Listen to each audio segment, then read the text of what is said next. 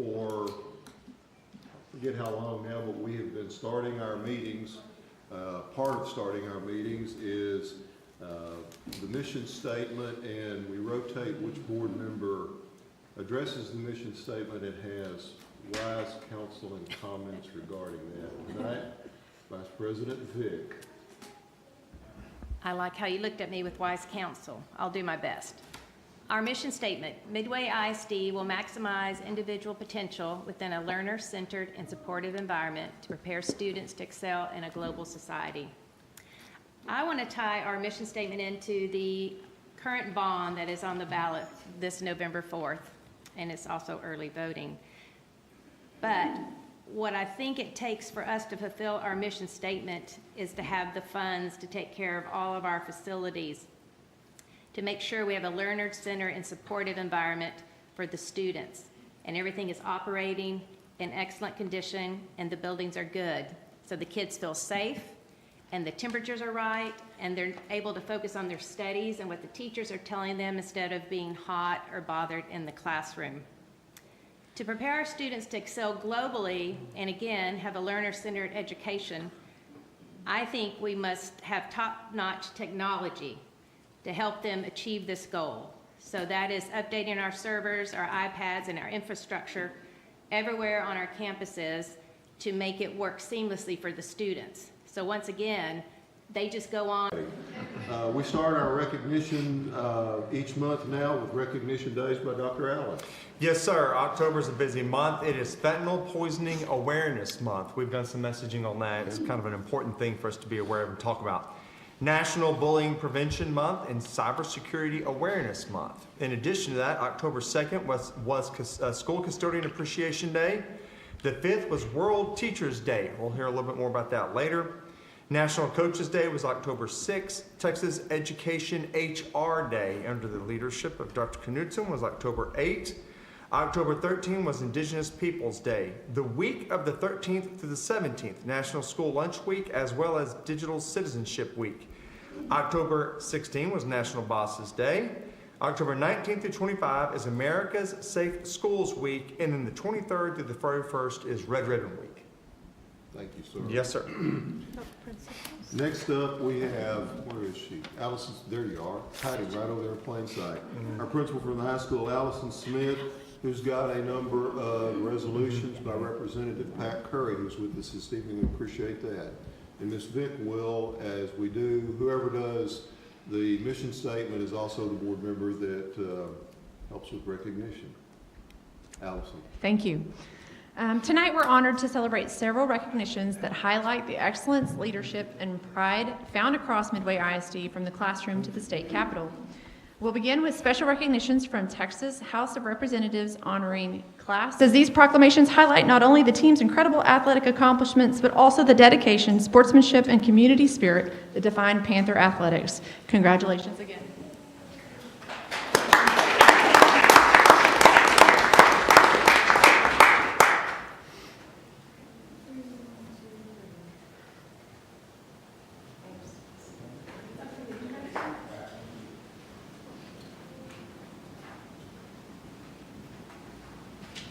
And I'm still going.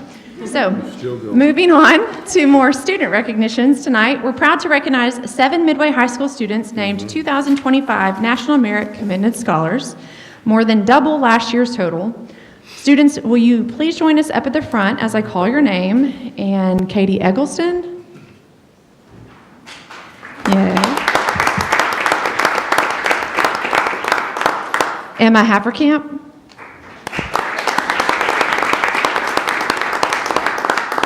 Stella Ramondo.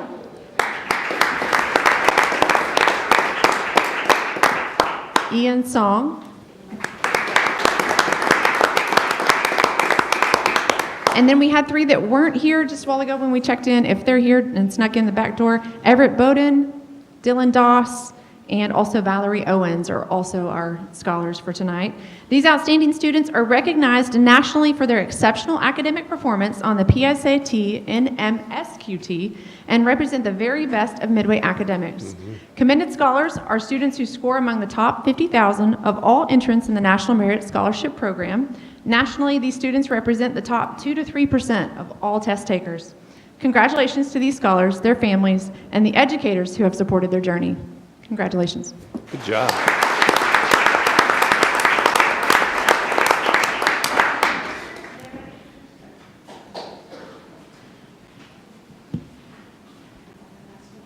All right, next up on our recognition, Dr. Ashley Knudsen is going to talk to us about the Texas Teachers' Day proclamation.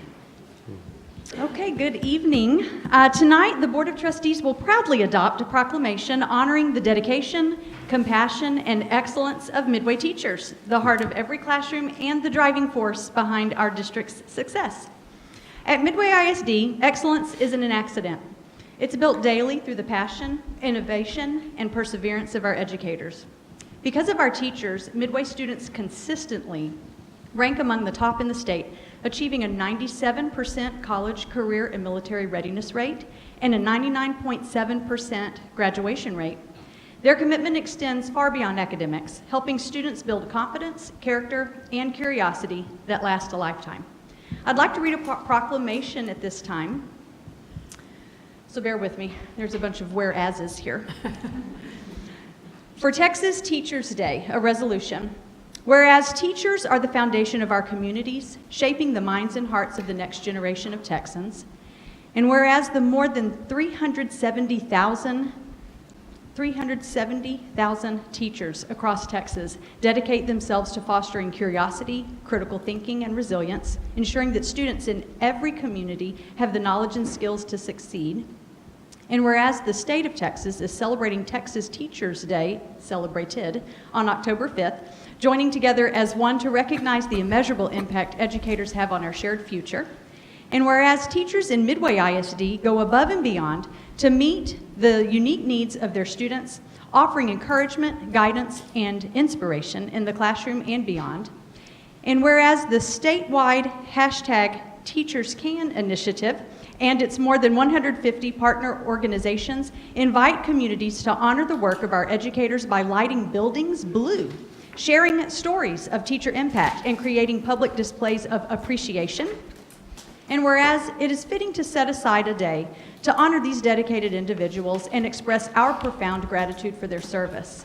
Now therefore, be it resolved that the Midway ISD School Board joins #TeachersCan and its partnering entities across Texas in celebrating the inaugural Texas Teachers' Day, proclaiming October 5th, 2025 to be Midway ISD Teachers' Day.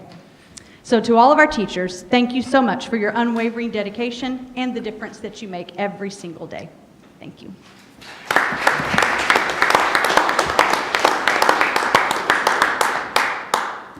And last but not least, Dr. Allen, Yes, sir. principals. So I did not mention that it was National Principals Month earlier because I knew we were going to do this now. October is National Principals Month. As such, we recognize the exceptional leaders who guide our campuses each and every day. Principals, please come to the front when I call your name so you can stand here awkwardly while we talk about it. From Midway High School, Allison Smith.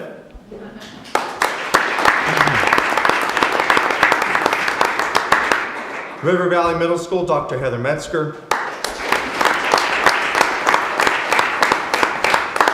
Midway Middle School, Kayla Brown.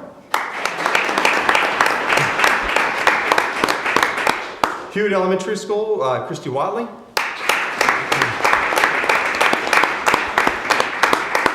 Castleman Creek, Dr. Clint Glazman.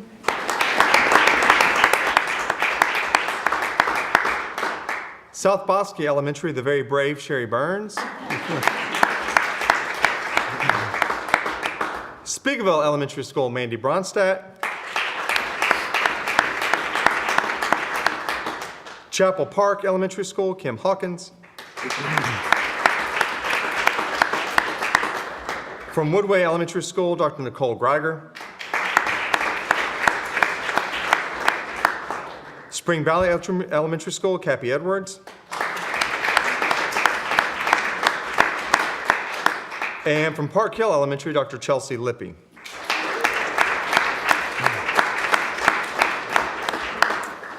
In Midway ISD, our principals do more than manage buildings, they build cultures. They are the visionaries who turn goals into results, leading with heart, purpose, and high expectations. Their leadership drives the success that continues to define Midway, a district ranked number 2 in the state among peers in performance, and schools that consistently are ranked among the best in Texas and the nation by U.S. News & World Report. Our principals are problem solvers, encouragers, and champions of both students and staff. Whether it's fostering academic excellence, celebrating the whole child development through Leader in Me framework, or creating opportunities for innovation and collaboration, they embody what it means to be all in every day.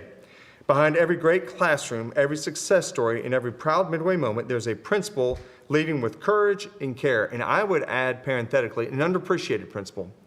And I say that not only because of the nature of the job, but because of legislation that decided to give everybody in our district a pay raise except for categories of employees that included the principalship. And I just don't understand why people who are leaders of the state of Texas don't have a greater appreciation for the leaders of our campuses. Tonight we honor these leaders for the difference they make in shaping both the future of our young people, but the futures of our communities.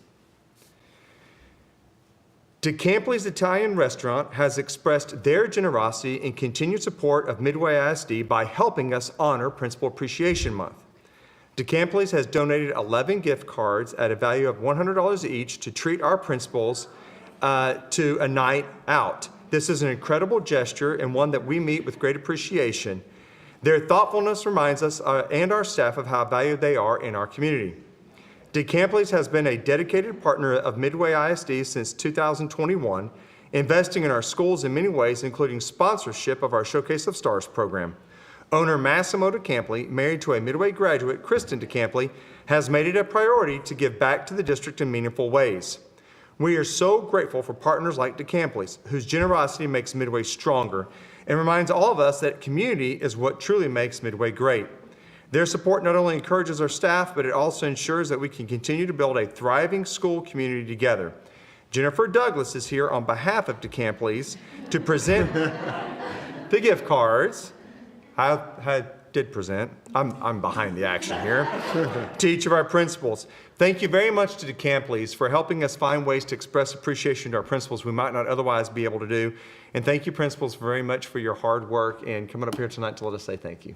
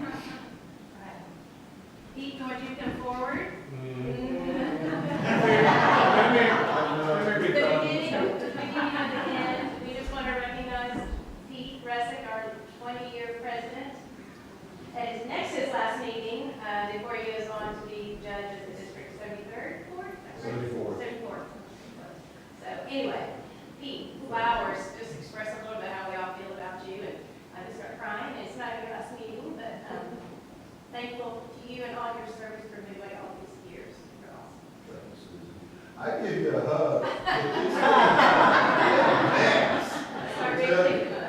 Is it okay if I lie to my wife and tell her I bought this? Just asking for a friend. Anybody else want to say? No, you don't want to say anything. These people, they want me to say, that promised pause is here, recognition is over. That's what they want to hear, right? Yeah. But I'm going to say one thing. I'm going to say one thing. The long-term success of this district, there's one constant for the last 30 years that's been a part. I mean, there's probably some others too. But at this level, there's only one. And it's this guy. And you know, you can't take all the credit, but I'm going to give him a lot of it for his leadership. You guys do not realize how much of a secret weapon he is for Midway sitting up there in that seat. So I'm personally thankful for him. I know all the rest of my fellow board members are as well.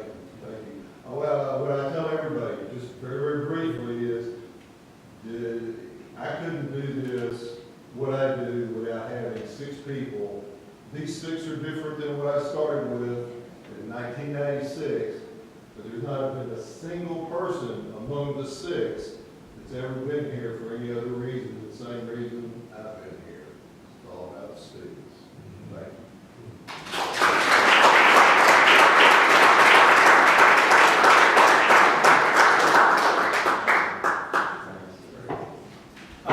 Real briefly, I would like to say that that was done by the students at Midway High School. So, Jess Wheeler helped us pull that together and work with those kiddos to make sure that this was done. So this is student work, which is kind of appropriate given what Jen said. It is, 100%. Well, and just like the recognition tonight, I mean, athletes, the 4-year-olds,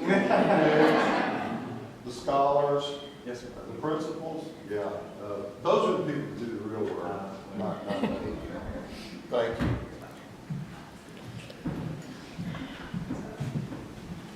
That promised pause, folks. You are welcome to stay. It's, we got some good stuff. And the exodus begins. Yeah. Did you catch the campus? I just want to note that was not actually on the agenda, so is that a problem, Mr. President? It's a huge problem. I don't know. I'm gonna call it out. I'm just saying, We could have, yeah, people may have wanted to come and speak against that. they may have wanted to speak on agenda that, that's actually true. item. So open that door. Yeah, that she goes by Jenny.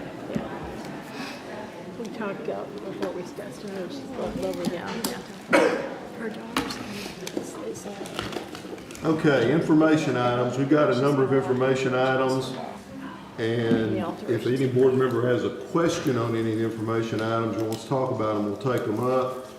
But if not, we're going to let Dr. Odejima start with our beginning of the year progress monitoring data, which is a mouthful.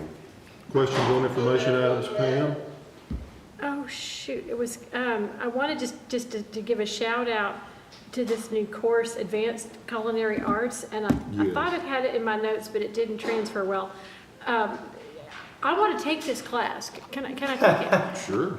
There was a section where, as part of the TIGS, they're going to learn, and since I don't have it in front of me, it's some kind of conservation, sustainability, best practice in terms of clean living, recyclability. I'm not saying it correctly, but can somebody, anyway. I was just really intrigued that the course was as comprehensive as it was. It wasn't just about baking and vegetables and spices. It was a much broader sphere than that. I was just really impressed. Using food that's in season by way of, that's a way to maintain sustainability, that Right. kind of thing. Yes, ma'am.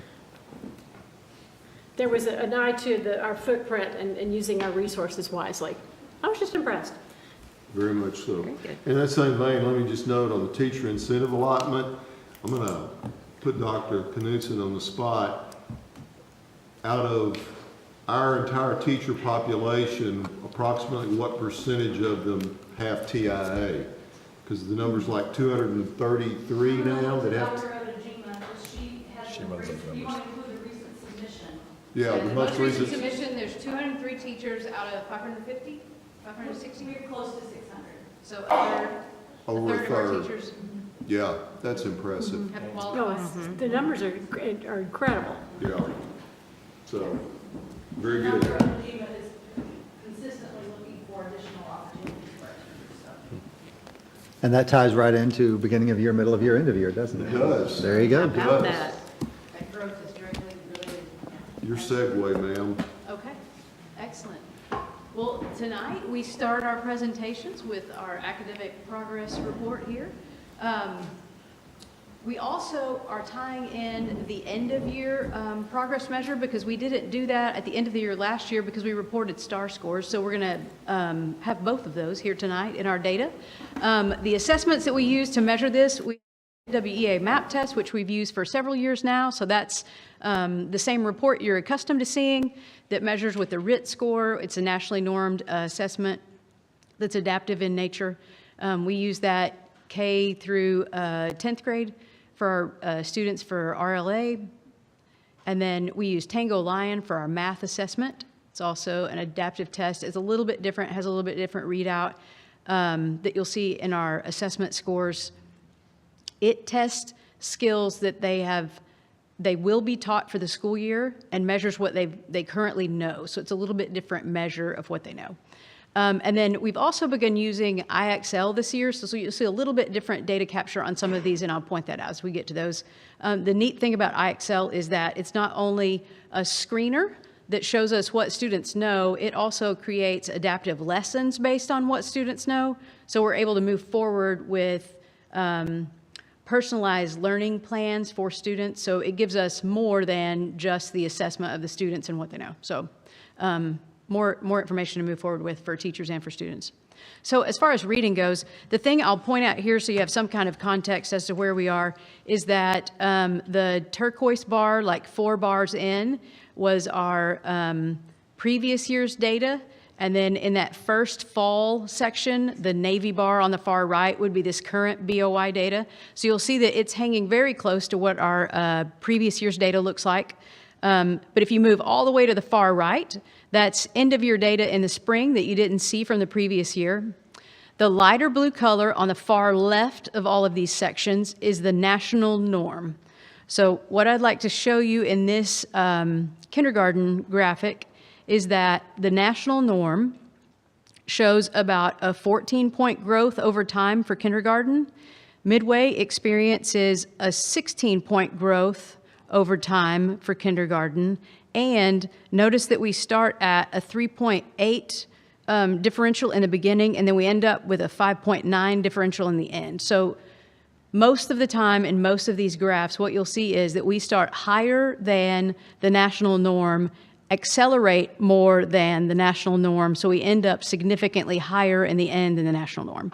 So in most of these cases, where we're averaging for our BOI for this year is very similar, if not a tick higher than where we started last year, but also there's a couple of areas where we excelled last year in our spring end of year exams, which is also why we saw some significant teacher incentive allotment gains last year as well, because these are many of the assessments that we use to measure that. So this is kindergarten. We saw some great gains in first grade, RLA as well, a 13.6 gain overall for Midway, outpacing the state. We saw a huge gain in the entire year last year, and then we're also started out at an even higher mark for our beginning of year for this fall. Overall, the national average, the national gain over time last year was 12 points, 12 RIT score points, which is great, but Midway second grade paced at 17.4 gain points, so that's huge for our second grade, and we definitely saw that in our teacher incentive allotment for growth. In the next grade level, we averaged out as a little flatter. We made some gains from the previous year. We're a little bit under with our third graders for our BOI, but I anticipate we'll make up for those scores with our third grade because our third grade reading scores were on target last year. Fourth grade, also very similar. We had some great gains. We're kind of parallel to the national norm, but we're above it when we start out, so we end up above that as well. We had some good BOI data come in this, so you see us ahead of last year's data. Huge growth in fifth grade. Over the year last year, the national average had a 4-point gain, and we had an 8.2 gain. So we're outpacing the national average significantly as far as growth goes. In sixth grade, this was one of those years, you see our data for beginning of year to end of year for last year, but you don't see new data because this is one of the grade levels that we switched to the IXL assessment for reading. So we see moderate gains here. One of the reasons we're switching assessments is because we don't get the greatest data from our middle school students from this assessment, and when we do get the data, we want to have better things to do with it, so we've got more personalized plans coming from this information. So we're about the national average as far as gains go, but we start out higher and end higher. But what we have now is a reading similar to what we see with Tango Lion when we have the IXL. So the reading that you'll see here moving forward, and again, this is just BOI for 1 year, so we don't have anything to compare to, but what you see here is students that are above level, so that would be like a master's level. On level would be like meets for STAR, and then above would be approaches. So we'll continue to track that throughout the school this year, and then you'll see those comparison charts as we move forward.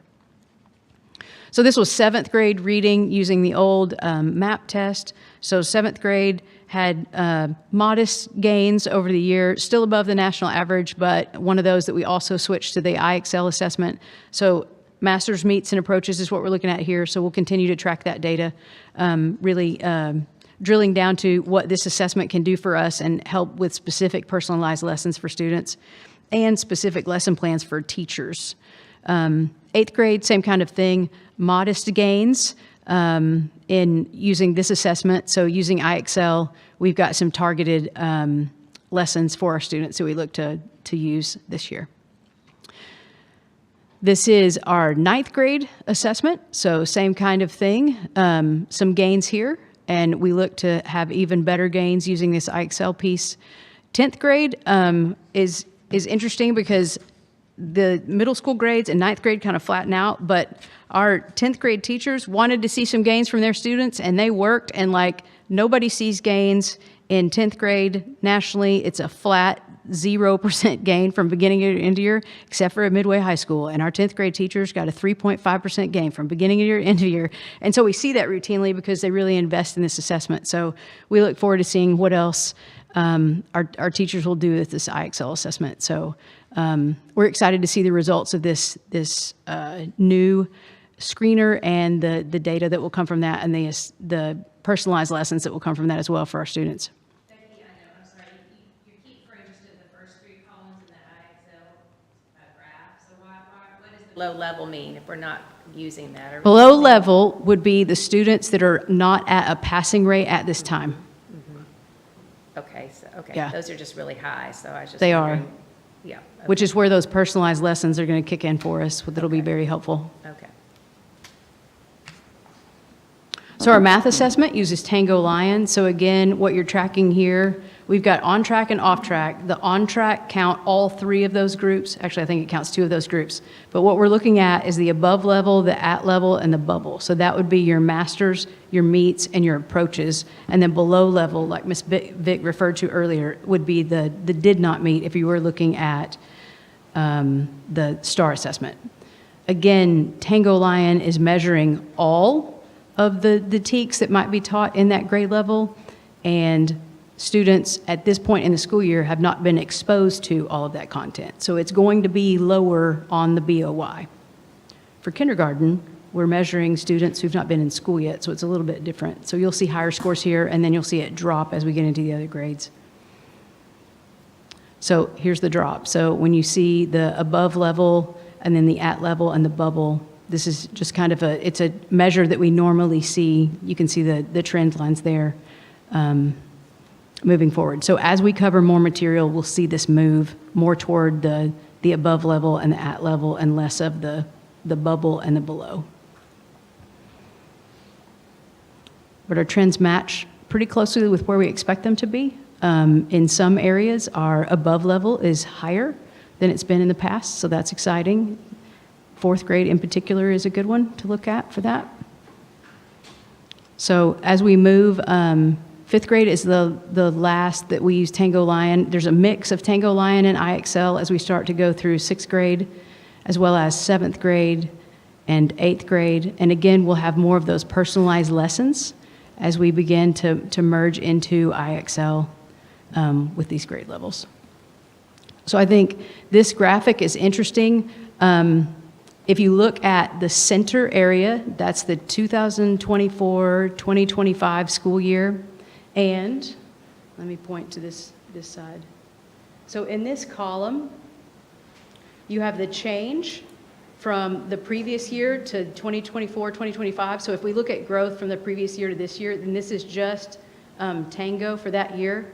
You see growth, significant growth in 1st grade, 3rd grade, 4th grade, 5th grade, and then that's the overall growth that we saw. So we did see growth over time. We can't look at that for BOI, MOI, EOI with the data that we're looking at now for BOI, but know that over time last year, we did see some significant growth, which was also reflected in our TI pieces. We don't see that growth yet in 2025, 2026 because we've only taken the BOI. So that's partial data shown there. So just as a Becky, question- reminder, Question go real ahead. quick. So I know one of the challenges in middle school for this is that kids start to get into advanced math or something else. So Mm-hmm. what, sixth grader in an advanced math class, are they taking the seventh grade or are they taking the sixth grade for this? Like, trying to get a sense Right. of, is it apples to apples as you go forward, or do we have some kids testing up that maybe hurts us Right. in some ways? They would take the assessment that goes with the course that The they're class taking. they're in, Yeah, okay. yeah. Okay. So some of that, you're right. A seventh grader in an advanced course would take the one with the advanced course, which might be an Right. eighth grade label And on this. it might skew both the Right. seventh grade It and the eighth could. grade numbers as a Mhm. result, okay. That's right. Yeah. That's right. So just as a reminder, these scores put us on track with where we've been in the past. And last year's outcomes compared to the previous year's outcomes, we know that as far as compared to national norms, we outpaced the state and the county by 10 to 12 points in overall approaches by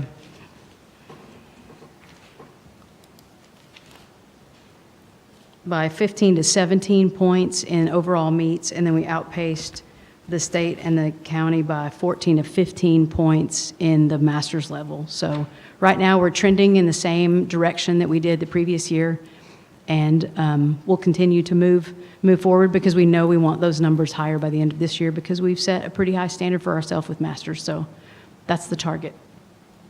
What questions do you have for us? I have one, just curious. So when we say beginning of the year, when do we do these assessments, and do we do them district-wide on the same day, or do we stagger them in any regard?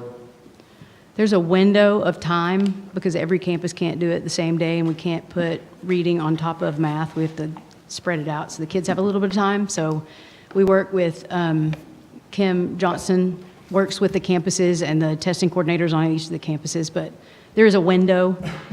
Sometime started beginning of October. Where's Kim? Yeah, it starts in August, Okay, yeah, and goes through the beginning of September. Okay, and then August, middle of the September. year is, Middle of the year, we do some out in December, most are in January. okay, and then end of year? It gets tricky. Because of state assessments in April. Star tests, Uh-huh. and yes. Okay. Other questions from the board? If we scroll back to the middle school, 7th and 8th grade reading scores, I'm noticing it looks like mid-year and end of year are either holding steady or maybe just a smidge of a dip. Is there anything we need to be paying attention to there? Let's see, like, which one? what's your question again? Like eighth grade reading scores, 24-25, On that. we're at 219.90 winter and 218.30 spring. Is that indicative of something? Oh, because it went down, or it's Yeah. flat, basically?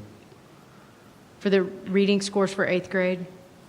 Are you looking at the state assessment at the very end, or the one I have on the screen now? It- I'm looking at winter is 219.90 and spring is 218.30. Oh, okay. Right. She's looking at that one. yeah. Gotcha. Yeah. Yeah, it's declined. It's 8th graders in the spring is the best explanation of that. That's a reasonable explanation. I was just Yeah. curious. You wouldn't anticipate that. And 8th grade is pretty flat on gains for the national norm too, so there's not a lot of, Sure. there's not a lot of gains in that room, or room for gains in that area that we see nationally. There should be, and it's a target for us for sure. Yeah, because you did see a bump. You saw 217 to 219 and then back down to 218. So It there's just caught my overall eye. I gain didn't know from if it beginning was of year to spring end. thing or a middle school thing, or if It's it was always a number spring that thing caught my and eye. a middle school thing, absolutely. Both of those things are huge factors, absolutely. The nice thing, and this is one of those that we'll work with IXL, and so when it becomes more personalized and we have individual goals set, this is also where Leader in Me comes into play too, when we're setting personalized academic goals. Then maybe you invest a little more in your personal academic goal toward the end of the year, and these scores have a little more value. They certainly do for our elementary students, and they do personal academic portfolios where they present their goals and their growth to leadership on their campus and to their parents. And so when we start doing that in our middle school grades, I think we're going to see probably more investment in these types of assessments because they can track their growth. I think this also shows, I mean, that class was fairly consistent, and they got better and went down just a little bit. I think it's an example of how hard it is for teachers every year, because every class is different. They They're are. sometimes just on a different level than the class the year before them. 'Cause Yeah, that would for be sure. a different set of kids. Well, at some point, if you're almost maxing out on your achievement, it's hard to move Keep much going up. farther. Yeah, true that too, yeah. I mean, it's, Go ahead. I was just saying, I think this is, it's really useful to look at sort of in the aggregate, and I'm assuming that there's breakdowns by campus that you work with different principals on and different teachers and things, but, I mean, ultimately, too, one of the goals here is to work, each of these is an individual, right? So what are we, Right. how is this used with parents? Is there follow-up? Is there an effort to sort of help parents whose kids might be struggling understand what this means and how to apply this and targets and goals moving forward? Like, how do Right. we use this individually, not just in the aggregate? Yeah. So there are parent reports that come from all of this information. And so the campuses send those out. I'm not certain when BOI reports went out. Do we know a date? So a couple of weeks ago, should have been communicated from campuses, so we could get you the dates. But it should be part of the planning process that they're using for building their academic portfolios, their Leader in Me notebooks at the elementary level, and then also they have planners at the middle school level. And so it should be a piece of that information, and that's something that they can talk with parents about, and they're tracking that data individually as well. So it should be something they can talk with parents about anytime. But it's also something that we can send home. But it is one of those things that the parent wouldn't necessarily have access to because it's inside our platform, so we Right. have to send it out. Right, and I know So you're right parents about will- that. You know, parents will look at HACC and look at grades and things like Right. that, and that's important as well, but I'm just trying to get a sense of how does this sort of lay alongside that for parents to Right. understand kind of a long-term, you know, getting from point A to point B and, Right. you know. All of these platforms have parent information sheets with the scores that you can send out, but we have to send those out. Okay. What other questions? Those are great. But I think that's good, because I was just sitting here and thinking, especially when we get to the spring, if a kid's doing really well, say they already have 101 average, but they may not feel inclined to work really hard to, to do better in the spring, maybe not realize how much important it is to the district, that we want things to always improve as we go for the end of the year, because, I had a child that was a little bit like that. And so, maybe more than one, but it's just, we can convey to the parents how important it is to try to keep encouraging them to get a little better even at the end of the year. So. Absolutely. Very good. All Anything right. else on this one, folks? Did All we right. successfully stump Awesome. Becky? No, Excellent. we did not. She always seems calm, so this stuff that we don't know. Yeah, that's true. She has Thank an you, answer. Becky. All right, thank Instructional technology update. We have a person that has signed up to speak to this agenda item, and so we're going to hear from her first. Joylyn Cover? Yes. Ms. Cover, we have 3 minutes that we allocate to folks. Can I Yes. trust you to stay within that time, or do I need to keep the I did clock? time myself several times. It's challenging, but I think I can do it. Okay, thank you, ma'am. Okay, thank you so much for having me here. I wanted to start off by saying my name is Joylyn Cover. I'm a mom to 3 kids, and I'm also a family medicine physician. And I absolutely have been loving Midway, have had awesome experiences here. But I did want to bring up the concern of having these personalized iPads and personalized screens for our children. I do feel like overall they're detrimental at the younger ages, like particularly elementary school, maybe even into middle school, but just wanted to point out some issues. One being that I feel like in, just safety in terms of, we all know that there's explicit content out there, and I have had parents tell me about things that students are able to find and look up, and that's extremely concerning to me, and what I saw in my clinic and just what you see in society. I do have a Lightspeed account for my kids. I just don't know that it's sufficient enough. So that's one consideration, is just the safety. Secondly, I feel like overall screens have not been shown to be highly effective at learning and education, just from the information I know, and I am not someone that's in education, so I may be completely ignorant to all of this, but from what I could find, the evidence for the positive effects of screen time use with young children and learning is just heavily outweighed by the negative effects in what I've seen. And I do have the statement that we're not supposed to be encouraging any passive screen time.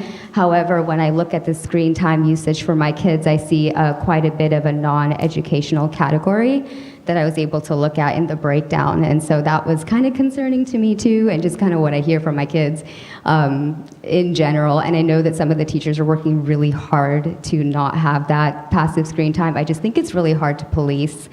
Thirdly, I feel like just for me, as being a physician, physical health has been is negatively impacted by screens, as well as mental health.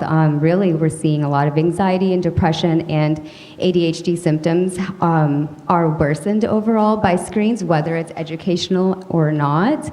And just in the grand scheme of things, I'm talking very, very generally here, and not that education or technology doesn't have a place in education, but I think we need to be a little bit more careful in how we're presenting these to our very, very youngest children. I did want to opt out, actually, out of iPad use at the very beginning, years and years ago, when my oldest was in kindergarten. I ran into trouble with that option, so that was a little disheartening. But I'm really interested in promoting student education, learning, making them productive members of society, and I think if we could work on this a little bit, we as Midway could just look really innovative. So, thank you for your time. Do y'all have questions or anything? Questions You from good? Howard? I'm glad you're here tonight. I look forward to see what you think about the presentation we're about to hear. Okay, thank you. Thank you. Thank you. Thank for you coming. so much. Question for you, ma'am. What Oh, grades yes. are your children in now? My oldest is in 5th grade, and then I have a 3rd grader, and then I have a 2-year-old. So he'll eventually get to Midway, but he's not there yet.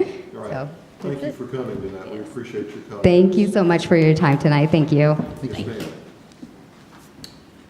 All right, Dr. Odejima, the update. No. I see it's not just you. I neglected to mention Sarah. Sarah Collins. Yes, Thank Sarah you, too, Collins. Sarah. Should I kick this off? I'll kick this off, and then we'll go from there. Do we have a clicker? Excellent. Good evening, Dr. Russick. Good evening, board. It's good to see everybody. Hello, I'm Sarah Collins. I'm the Director of Professional Learning. This evening, I'm pleased to have the opportunity to share with you about Midway ISD's approach to technology integration. When it was first mentioned to me that I'd have the opportunity to share with the board about our approach to technology integration, I took a minute and I thought back over the many, many years we've been actively integrating technology, and I thought a little bit about you guys and our first iPad rollout. And quite a few of you were here as board members, many of you were here as parents, and many of you were here as community members. And when I thought about that, I thought about Adam Fine, Susan Fletcher, some of these names, Dr. Lancaster, and all those who kind of laid the framework in the beginnings of being very intentional in how we brought a one-to-one initiative into our district. And so I also want to start tonight with a very simple timeline I have up there for you, and that is starting with 2012. That was the first year we rolled out one-to-one, which was 8 years before a lot of the United States rolled out in 2020 as a reaction to a pandemic.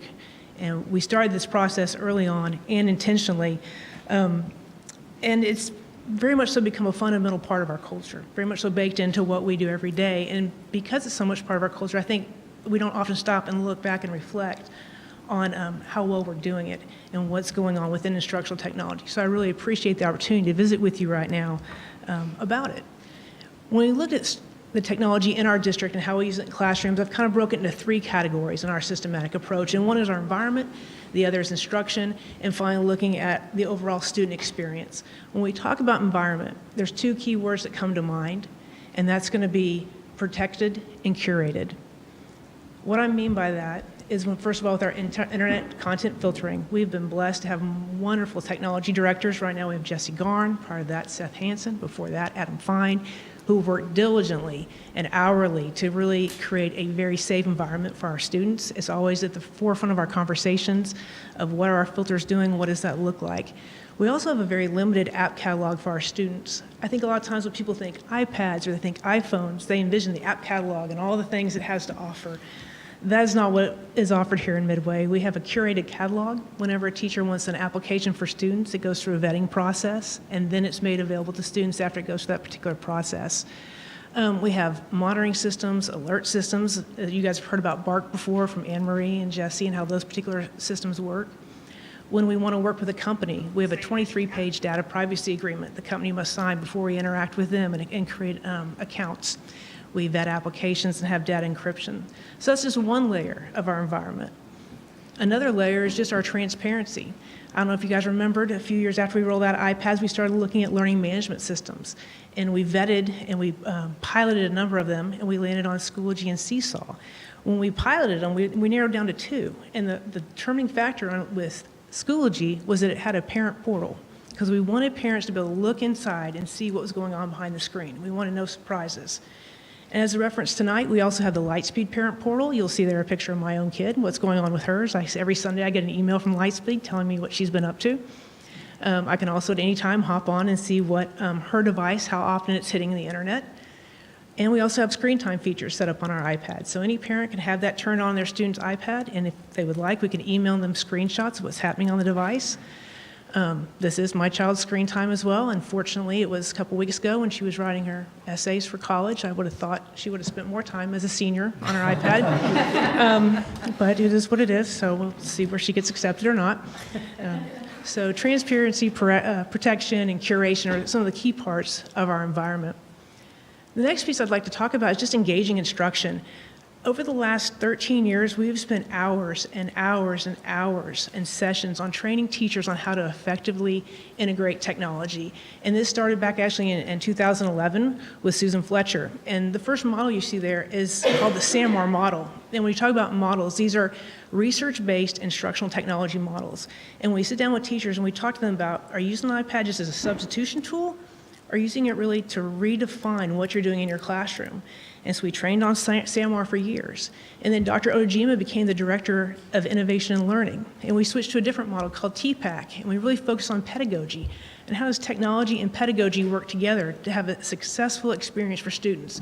What are your high-yield strategies and how do you use technology with those? And then just recently this year, we brought on a new model called PICRAT.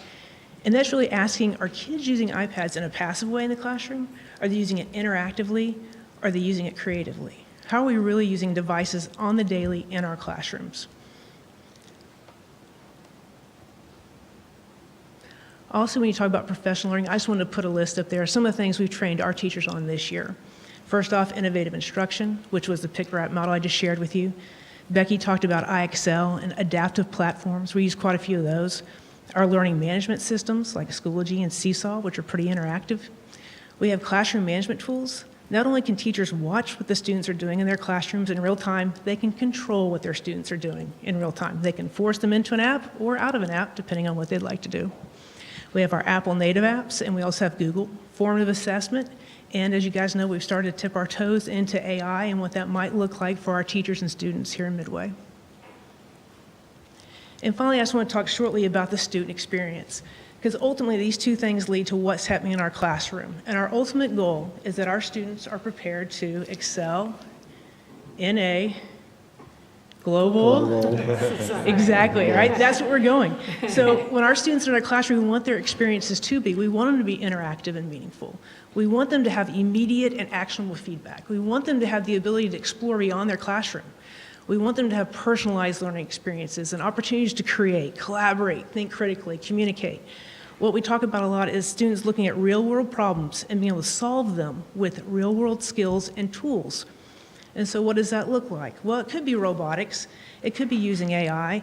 But a lot of times, for example, tomorrow, first grade at Woodway, there's going to be students authoring their first books themselves, using their own research and their own images. And then they're going to use their own voice inside this app, explaining their book. Meanwhile, at Midway Middle School, there are students using an AR app where they're exploring the Alamo, and they're able to go through that. Over at River Valley, later on this year, they're going to be developing the cover for their Leader in Me binders and portfolios that are going to get printed in a print shop and given out to all the students in the district. High school English class, kids are presenting a presentation that's going to make mine look horrible. I guess it's board-ready presentation. They're going to do it for their class, but while they're doing it, they're going to use their own iPad. They're going to record themselves doing the presentation, watch it back at home while they're filling out a rubric, saying, okay, well, I did this well, or I was a little shaky on that, or this was pretty good, and they report back to their teacher so they can be better at what they're doing. And all these things are possible because we are one-to-one iPad. We're giving these kids these experiences every day to solve real-world problems.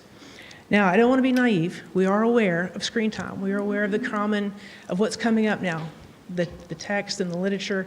And Dr. Ojima has been doing quite a bit of research on what is screen time, what does it look like, and I'm going to step back and let her share with you what she's been working on in those terms. Sarah, real quick, can you Yes, explain to ma'am. me what's going on in that picture where we have a caption that reads, "Oh, the horror"? When we have what? Oh, is it in the library? The picture on the far right-hand side. Oh, That was a early on Shark Tank project prior to the GTE one, and they had developed it had to do with a leash. They had designed a walking leash for dogs, and that one was really about how they were doing a hands-on project, but they had written a graphic, a digital presentation to talk about what they had created. It's really about the balance, is what this slide was about, showing you the balance of we do hands-on and digital together. You can't do them separate. Were there any other questions on that part before I just hand the off? caption over their heads kind of Oh. makes me smile. Oh, yes. That must have been in October. Sarah, real quick. Yes, sir. From a more of a technology standpoint, I know yesterday was a fun day for all of us that build things on AWS, including me. How did Schoology, other things fare under that? What were the issues? I did receive an alert or two on Schoology, but by the end of the day, I think we were up and rolling. Is Mr. Garn here? I'll let him talk about the backside of things. Yeah. It's kind of scary how fragile the infrastructure really is out there in the world. Well, So many of our eggs are named on that. yeah, right, and that's the cautionary tale there is that, are classrooms prepared to move on if the cloud says not today, so I think from what my kids said, it was mostly good, but, I just didn't know what we're prepared to deal with there, so. And it goes back to good pedagogy and good instruction always. That's what wins the day. Thank you for your question. While we're transitioning to Becky, I would say that one of the elements included in the BOM program is a data center that would give us some redundancy. It doesn't specifically speak to the AWS issue, but there are a number of other things that can happen with data. And should the BOM pass, it would give us a layer of protection that we don't currently have. Thank you.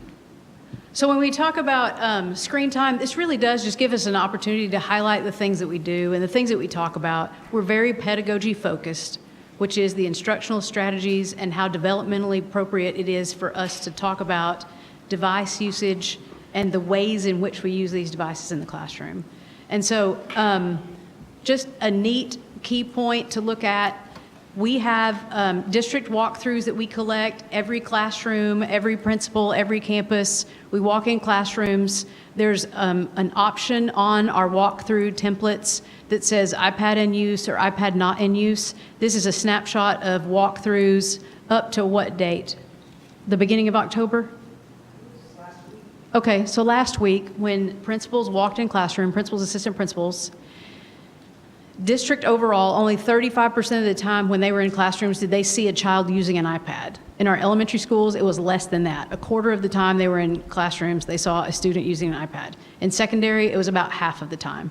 So when you think about grand scheme of things, we're not using iPads all of the time. So if the AWS cloud goes down, we do have a plan because we're not completely dependent on the devices. Part of the reason for that is because of the philosophy of screen time for students. So it's a unique opportunity for us to share this now. Kind of the ground rules for this, our best practices in technology integration is to focus on active engagement. So we want our tools to focus on creativity, collaboration, research, not passive use, which would be watching videos or doing worksheets, something that Sarah referred to earlier as substitution. If I could do it on a piece of paper, but I've just created a digital version of it on my iPad, it's not really doing anything new for me. I might as well just use the pencil and paper. And I can do that. Sometimes I need to do that. So find ways that this enhances the instruction in order to use a tool. Otherwise, use something else. You don't have to use technology all of the time, and clearly we don't. And then we want a balance. You've got to have a balance of hands-on alongside the other meaningful technology integration. And then we don't have technology iPad free time. We need purposeful use when we're using the iPad. So we look through this, we look at this through the lens of what is developmentally appropriate at that age. It is less about minutes to me and more about meaningful learning. So when we're talking about students that are in pre-K and K, they are barely going to use a device in their classroom. During the day, they might use it for 60 minutes, and this is not in one setting. This is, I might come to it and record myself reading or interact with it in some type of language type program, but it is in small amounts of time because at my developmental stage in pre-K and kindergarten, pre-K students don't even have an individual device assigned to them. Kindergartners do.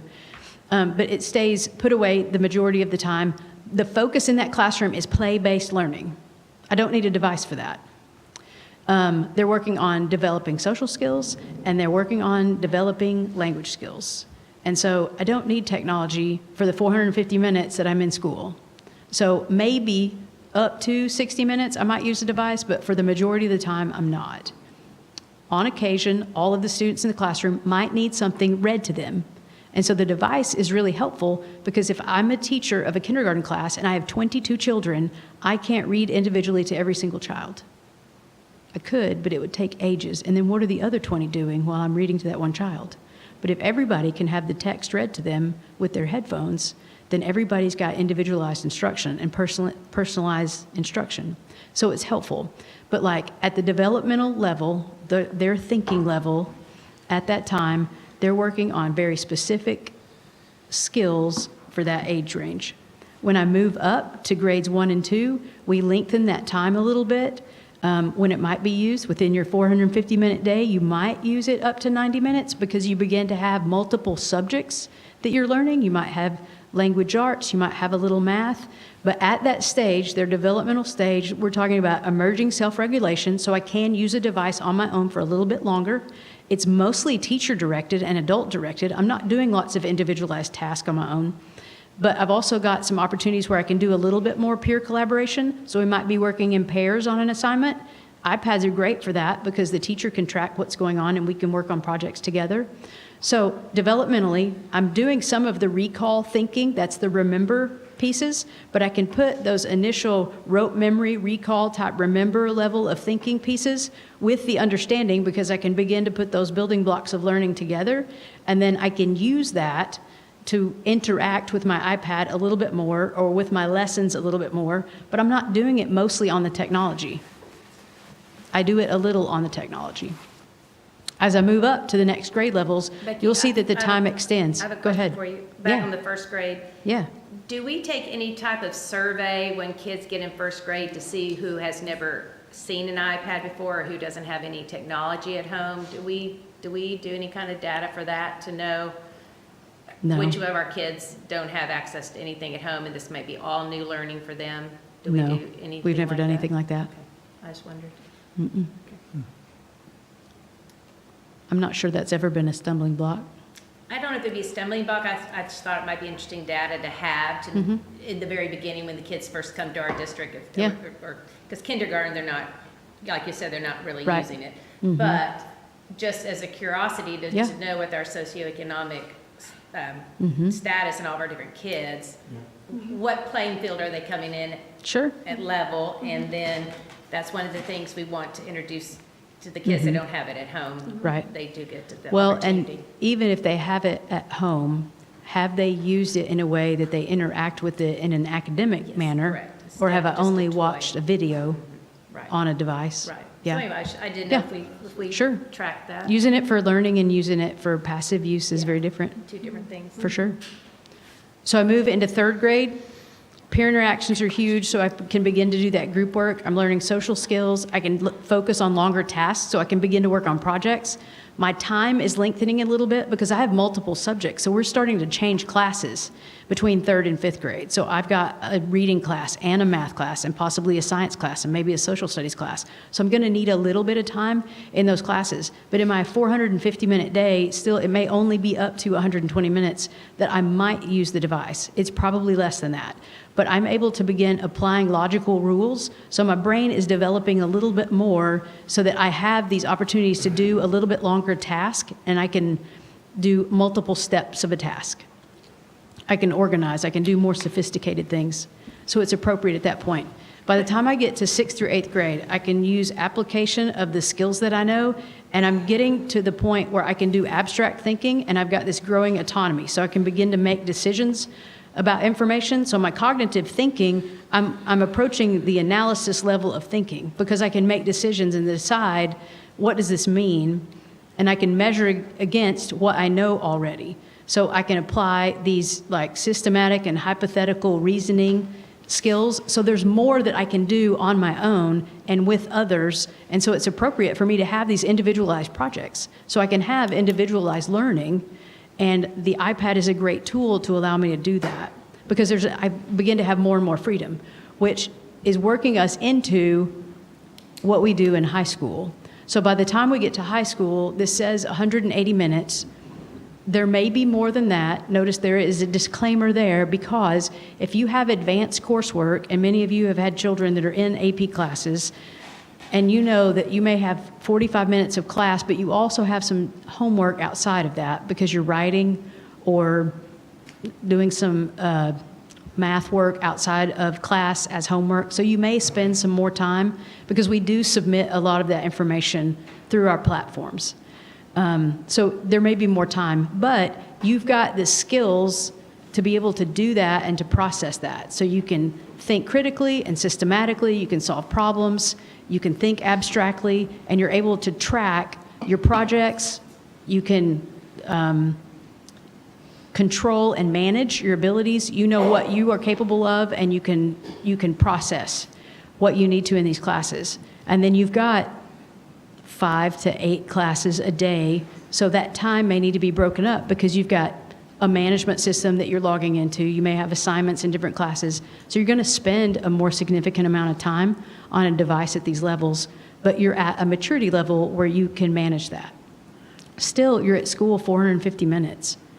So we're not on a device every minute of the day. I think the most important thing for us to remember is that what we want to focus on is the appropriate use of the device and not the amount of minutes of the device, because what we ultimately want to focus on is the developmental stage of the student and what's best for them at that level of thinking and how we bring information and instruction to them that's going to be the most appropriate thing for their success at the cognitive and developmental level they are at the time. So the information comes from child development researchers. It comes from American Academy of Pediatrics, World Health Organization, Centers for Disease Control. They have recommendations of time, not specific to education. Nobody really steps into the education world with time limits, but they do have recommendations on developmental stages, and that's where some of these time components are developed.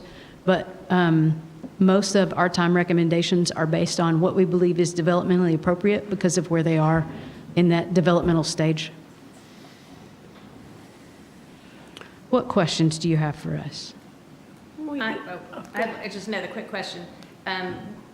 When we had the intermediate schools, I know the elementary school students did not take their iPads home. Right. Now that 5th grade has gone back down to elementary school, is that still the case for K through 5? Do they keep their iPads at school all the time? Mm-hmm. Okay, I just didn't know. Right. So, okay. When we're getting to upper elementary and middle school, you talk about lengthening the use of time. Are the tasks they're working on lengthy enough that it's helping develop their attention span so they're not flitting from activity to activity? Like they might be in front of it completing something where they're using technology that requires them to focus for a length of time. Mm-hmm. Does that make sense? Yeah. They do have more projects with multi-steps. We had Teacher Leader Academy last week, and they were showing some projects that they'd made. They'd used the PIC-RAT model and had students use a rubric they'd given them, and then they were finding picture representations to build out resources within different countries. And so there were multiple steps that the students were responsible for. And so they'd given them parts of the class period to collect to research the resources, find representations of the resources, put the resources into their own design on Canvas or Canva, and then load that into the class platform so that they could do a presentation on it for the class in the next space. So they were sixth graders. So yes, they can follow multi-steps and then follow through that process, and then they're responsible for completing those tasks and then representing their thought process and how they came to find all of that information to their classmates later on. Because clearly there's a huge difference between being on a screen where you're clicking all the time and being on a screen where your attention is focused because you are task-oriented trying to complete specific steps. Right, absolutely. So, I know we're talking about the one-to-one usage here, but in the professional world still, most of the world deals in PCs. So, I know, do we still have traditional computer labs? Are there some coursework that's still done, in the PC world? We have a lab or two at the high school because there is some software specific to some programs. We have 4, 5, 9. We have 9 labs at the high school. Okay. Because they have program specific or software specific to a PC. Yeah. Other questions from the board? I'm not gonna be here in the future. Really? What? But I'm curious. Say it again? No, I'm agreeing with Ms. Vick. Yeah. Didn't hear What'd it. you say? Said rub it in. Oh. One of the things that I know that we have done over time, and appropriately so, when we're looking at student academic performance, we compare ourselves to other peer districts. I'd be curious going forward as part of that comparison process to know how many of our peer districts that we're really looking to compare ourselves to, one-to-one. not just the state, not just in McLennan County, but truly comparable size districts, comparable socioeconomic makeup, et cetera, Yeah. et cetera. How many of those have one-to-one initiatives? How many don't? And what do their numbers look like? And is this level of one-to-one and how we use it, is it elevating us above districts that don't have it? Or are we below districts that don't have it and they're doing better than we are? And I'd be curious what those numbers Sure. look like. Yeah, absolutely. As I said, I won't be here. Yeah. But know. these folks might want to, We'll let you email your Well- questions in the That's future. right. Well, She's I- going to be here for the public comments. So my question, I guess, is a little bit, and it's appropriate that Sarah Collins was presented as well on this. It's a little bit of a professional development question too, because I think that we will be most effective in how we use the devices with students if the teachers are taught well how to use the devices with students, right? Absolutely. And it's not just, let's don't just give them free time, or let's don't just engage in something passive, right? But how do we really use it well with those students? And I know that my own kids over the years have had great experiences with teachers that they felt like, didn't just say use the iPad because it's there, but they actually walked them through some pretty cool stuff. And then teachers who, it's 5 weeks in and they still haven't learned how to use Parent Square. So I think Sure. how has over the last, you said since 2012, right, we've come out with this, how have we sort of seen teachers adopt this and come along, best practices, and what do we do to the new teacher that comes to the district that says, Right. I don't know these platforms, we don't do this, right? So Right. what do we have in place to do that? So we have new teacher training days. There's 3 days before the rest of the teachers come back, and there's an instructional technology day embedded into that day, combined with some other things, because we do the classroom management plan and our curriculum day and other things. So there's a hybrid of all of that. So we have those days for them to learn the basic platforms and how to use the device, because now everybody's coming from a one-to-one because COVID, everybody went one-to-one, but they didn't all go the same device, and they didn't all do it the same way we do it. or have the training that our teachers were accustomed to having, or the expectation that you use it in the way we use it.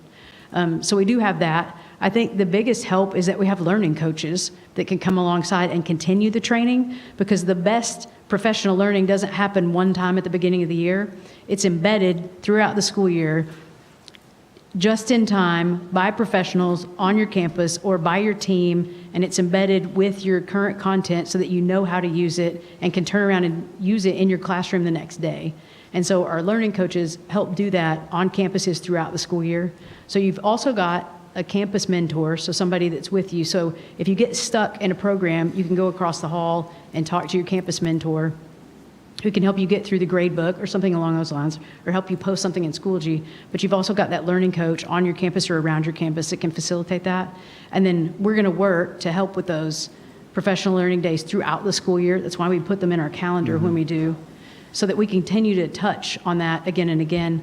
We're also working with the Teacher Leader Academy. So I've got 35 teacher leaders now that, like, one of the projects that they worked on in this last session was to bring back an example that they'd use PICRAT. So they're using this technology model.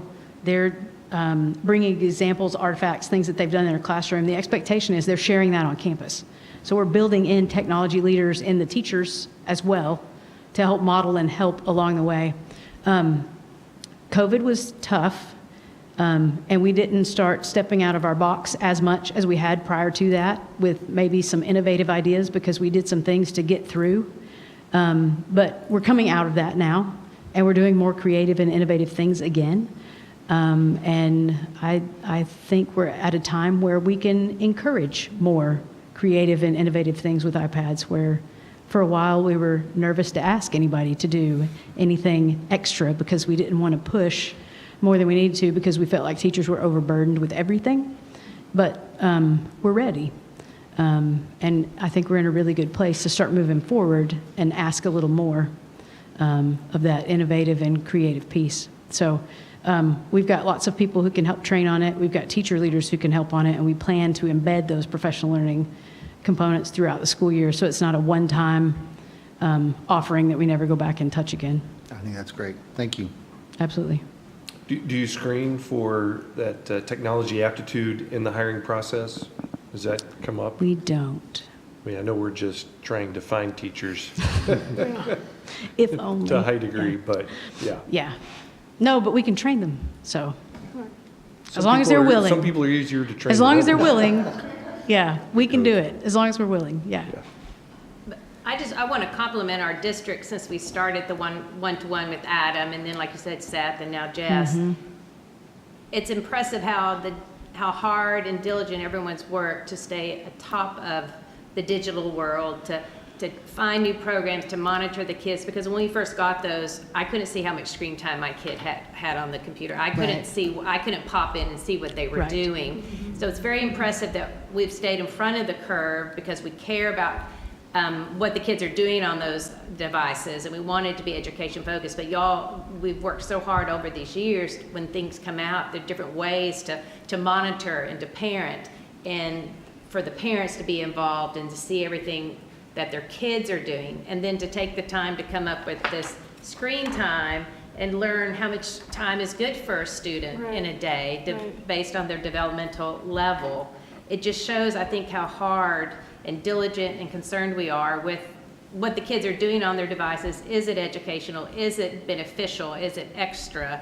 Absolutely. And I think it's just, when you've been here as long as I have, and you see how far we've come with this, and we haven't just kind of had our heads down and this is how we do it, we're always going to do it this way.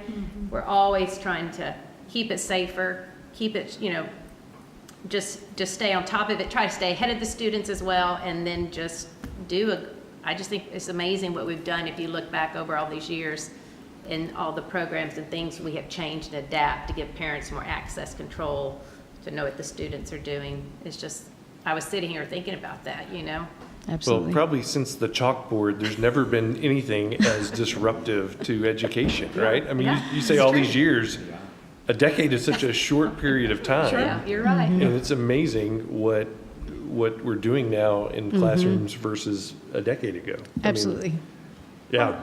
yeah. Circling And back it's to going to what, be totally different a decade from now, Yeah. We're kind of circling back to what Sarah said about being prepared for a global society, and I'm tracking back to a presentation you did, and it was worldwide World Economic Forum report. Yeah. World I was saying Economic about the same Forum thing. report Yeah.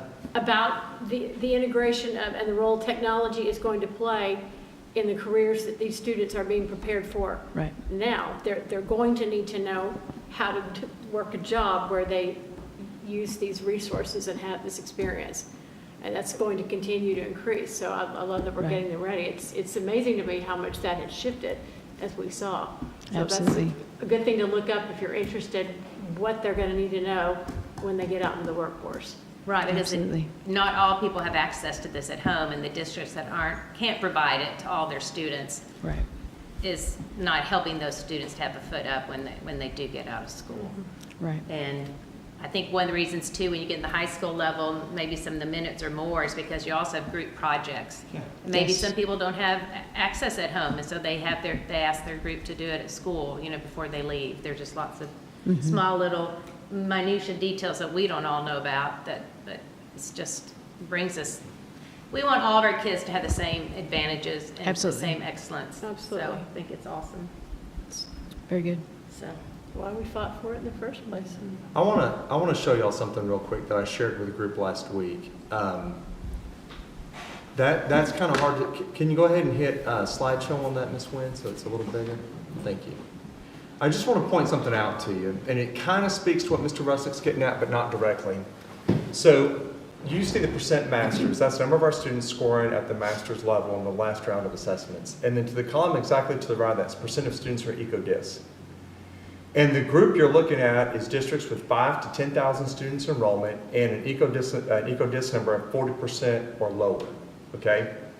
If you'll look at Midway ISD, 35% of our students are scoring at the master's level, and we have the highest percentage of students who come from economically disadvantaged backgrounds of any other school district on that page. What I want to highlight is that clearly there are others who are getting higher levels of master's performance than we are, and that's why we've set the target at 60. We're going to go catch Carol. But Yes. what I would point out to you is look at the percent of EcoDis. Yep. And so there's been a little discussion about who has computers versus who doesn't and that sort of deal. And I would feel very confident telling you most of the kids coming from those homes have some sort of device in their household. But what's really, really interesting is if you look at the districts below us on this chart, Dripping Springs, 34% masters, 7.5% EcoDis. Gosh, one of my best friends in this business is super in Dripping Springs. But when we talk about, is technology helping or hurting our kids? Is it acting as a force multiplier or is it dragging us down? Are we seeing that the ability to make sure that our students have devices closing the equity gap or making it broader? Look at district, pick any of them. The closest one in EcoDis to us is Barbers Hill. New Braunfels at the bottom at 36.1%. Their master's rate's 21%. And so what this data demonstrates is that Midway, I would argue that Midway ISD is one of the greatest values in the entire state of Texas because we are outperforming our demographics. Our demographics suggest we should be performing much lower. And yet we're still achieving a 35% master's level while having a 37.4% EcoDis population, and that number is growing, by the way. And that 35% is going to grow. Yeah. And so we do have ambitious goals, but it's because we're already breaking the education model with the success we're having. I'm not going to tell anybody that it's all because of technology. It's because of great teachers, great PD, a fantastic teaching and learning department. I've already bragged on the principals tonight. It takes a whole system to be able to do this. But kind of to the point that we've been making kind of roundabout, there is no one thing that makes the difference when you're trying to accomplish the numbers that we're trying to accomplish. But we've been having this conversation tonight about academic data and growth in beginning year, middle of year. What do we do when we see with data and how do we respond to it? How are we measuring and what adjustments do we make? What are the tools we're using in the classroom? I think it's fair for someone to say, are we being successful? And if we are being successful, what's the order of magnitude?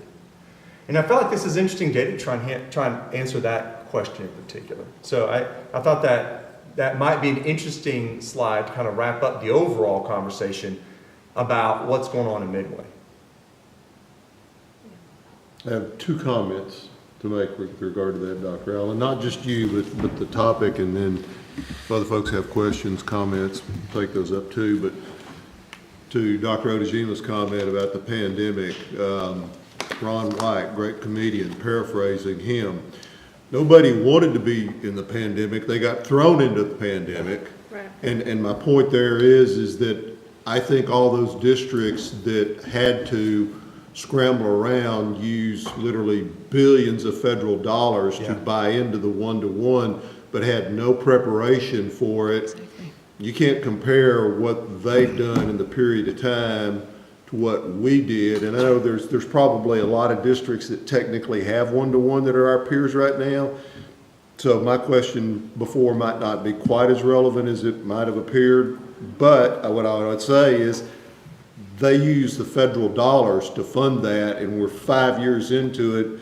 And I want to ask Mr. Garn to talk about what 5-year-old technology and where that is, and are they going to continue to fund it? Because that's one of the things that this board committed to in 2012, and it's not an insignificant financial commitment, and everybody that's paid any attention knows how tight school district finances are, and where are you going to come with the money to replace 5-year-old one-to-one technology that the federal money paid for back then, when that has long since run out. So those are my comments. Anybody else? Thank you, ma'am. Thank you. And to leave on a financial note that I did, Wesley, the monthly finance report. Okay, good evening, President Russick, members of the board. On page 83, page 83 of your board packet, you'll see the beginning of our financial report for the month ended September 30th. If you'll go down a few slides to page 87, we'll take a look at our enrollment. On the left-hand side there, you'll see 3 graphs that show our enrollment compared to snapshot date over the past several years. Of course, snapshot date is usually the end of October. We haven't reached that yet, but the 25-26 numbers are what we currently have for enrollment. So you can see there a comparison by grade level and campus. Our current enrollment is 8,726, so about 98 students less than last year's snapshot, which was about 25 students less than the previous year's snapshot. We're really about the same enrollment as the 22-23 school year at this point. And the reason we're looking at enrollment in our financial report is because, as you know, enrollment is a good indicator of our weighted average daily attendance. And that dictates our Tier 1 entitlement and our state aid. So on the right-hand side there, you can see the chart of our average daily attendance and WADA. You can see the last 2 columns there, what we budgeted for ADA and WADA and what we're projecting. So we budgeted 8,199 in ADA, and the projection is based off, so we have only our first 6 weeks of ADA data in. And so our first 6 weeks ADA was 8,247. But what I do is compare the last several years, the first 6 weeks ADA, where we were, and compare that to how we finished the year. And so usually from the first 6 weeks to how we finished the year, there's a drop in our ADA. And so we're projecting, it's going to change a lot, still 5-6 weeks to go, projecting 8,157 for our ADA. However, and that's 41 less than what we budgeted. However, our WADA, you can see a couple lines down there, we're projecting 11,098, which is higher than actually what we budgeted. And this data is really consistent with what we've seen the last several years, even though we've had a slight drop in enrollment the last few years, and in ADA the last few years, we've seen our WADA actually hold strong or even increase. And a lot of that is due to our special ed weighted FTE. So if you look down about halfway or down that chart on the right is the special ed weighted FTEs. For this year, we're projecting 1,414, which you can see is more than what we budgeted and also more than the last several years. And so we're seeing that number increase, so our WADA is increasing, so our state aid will increase accordingly. Now, there's reason why special ed students have weighted funding, because they usually require more resources, smaller class sizes, specialists, things of that nature. And really, it's really kind of what we're seeing across the state from what I hear from other districts, the other having declining enrollment, but higher special ed student counts. Now, not in the situation where we actually make up for it in funding. That's kind of unique to us, but that's kind of where we stand for our ADA after the first 6 weeks. Of course, I'll keep you posted as we progress throughout the year. Any questions on enrollment? Okay. I did include a couple slides since it is, we are coming up on our bond election here. Early voting has started. I wanted to take a look at our long-term outstanding debt. I had a couple charts here that was provided by BOK Financial Securities. And you can see here, this is a comparison of districts that fall into a few categories here. Student enrollment of 7,500 to 10,000 students. Enrollment growth over the last 5 years. So I just mentioned we've dropped the last couple years, but over the last 5 years, we still have experienced enrollment growth. So any districts with that enrollment span, any enrollment growth over the past 5 years, and then also have $100 million of outstanding debt. So there's 21 districts in the state that fall into these three categories. And so you can see we're on the far right there. Our total outstanding debt currently is $146 million. If the bond were to pass and we issued the $84 million additional dollars, then we'd still be the lowest on this chart at $230 million of outstanding debt. So I think that just shows kind of where we compare to the districts that are similar to us, and just to kind of show that we do have very low levels of debt according to our size. And the next chart, as you know, our INS tax rate is what services our long-term debt. This is the same group of districts here. And our INS tax rate, you can see there is 24 cents. Barbers Hill is at actually 23.94, so almost identical to us. After that, there's a 5 cent increase, and it goes up from there. Actually, the last 5 districts on the chart are at 50 cents, which is the highest INS tax rate that you can legally have for a school district in the state of Texas. Any questions on these debt charts? I have a question. What's the, and I know it's not necessarily related to this, but what's the current, with the existing bonds, what's the current payoff? Assuming no defeasance, what's the current timeline on payoff? Of the bonds we're about to issue, or you're just saying of our 146. 146, if we paid off everything? Oh, I don't know. That's a good question. Jonathan, are you asking about Our the date we would have it paid off? Yes. Our last bond was in 2020, and we issued 20-year bonds. So 2040? I would say 2040. Mm-hmm. Assuming no defeasance, right? Assuming no defeasance. Yeah, probably 24. Any- But again, that's a credit to this board and its leadership in the sense that it is very common across the state of Texas for districts they typically take 30 or 40-year bonds. Districts has historically tried to keep ours at 20 on the long end. And so that's part of why the leadership of this board over the years has been able to keep these debt numbers so low, is because there's a difference between debt and irresponsible debt. And these numbers suggest that one could easily make the argument that we're not carrying nearly as much debt as our comparison districts. We have the second lowest INS of our comparison districts, and we amortize that over a much shorter period of time. And we're getting paid them off, and we get many of them paid off early. Yeah, so we get the fees early and often. Yeah, I'd like to see the chart of how much interest we've saved the taxpayers. 11.4 million in early retired debt is what I think we communicated somewhere, somehow. Yes, on the bond fact sheet from the 2020 bond, we saved over in the past 5 years, I've saved over $5 million in interest costs. Woo-hoo us. That's awesome. And I think our INS rate is lower than what it was 5 years ago. So since 2018, the INS rate in this district has dropped from 0.28 to 0.24. And what's remarkable about that is if you think about how much work the district did since 2018 to improve and add to our facilities while consistently lowering the INS tax rate. Since 2018, we've gone down 38 pennies. Some of that through tax compression for sure, but some of that also through the leadership of this board, consistently lowering the INS tax rate while making sure that the needs of the students are being met. And we're living in the great state of Texas and in the part of our city that has some of the best growth in Yes. property values of anywhere in McLennan County. Yes. There's some things in our control and we're making decisions with them, and there's some things that we should be very thankful that are Yes. happening 100%. outside of our control. Hey, so if we, to circle back to the actual, some of the enrollment data and the WADA numbers. Yeah. If we land the plane there at that 11,098, it's about 90 WADA above budget. Is that around 600,000? Is that how that works out? Oh, yes, and I did meant to mention that. So we adopted a $3.5 million deficit. If we finish what we're projecting here, then we'd have several hundred thousand more, better than what we had budgeted. So yes, that's about. Okay.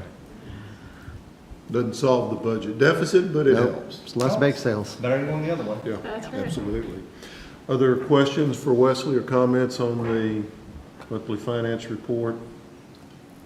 If not, discussion of process to appoint new Midway ISD trustee. Dr. Allen, are you talking about that? Well, I'll kick this off. In the action sheet here is a little bit incorrect, to be honest with you. So what this is intended to do is to give the board an opportunity to discuss the process that would be used to appoint a new trustee, given the fact that we have a pending vacancy.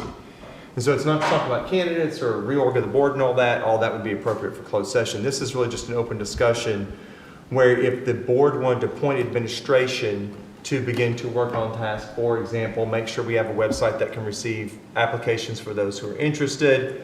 I have provided for you at the dais sample questions that have been submitted by individuals.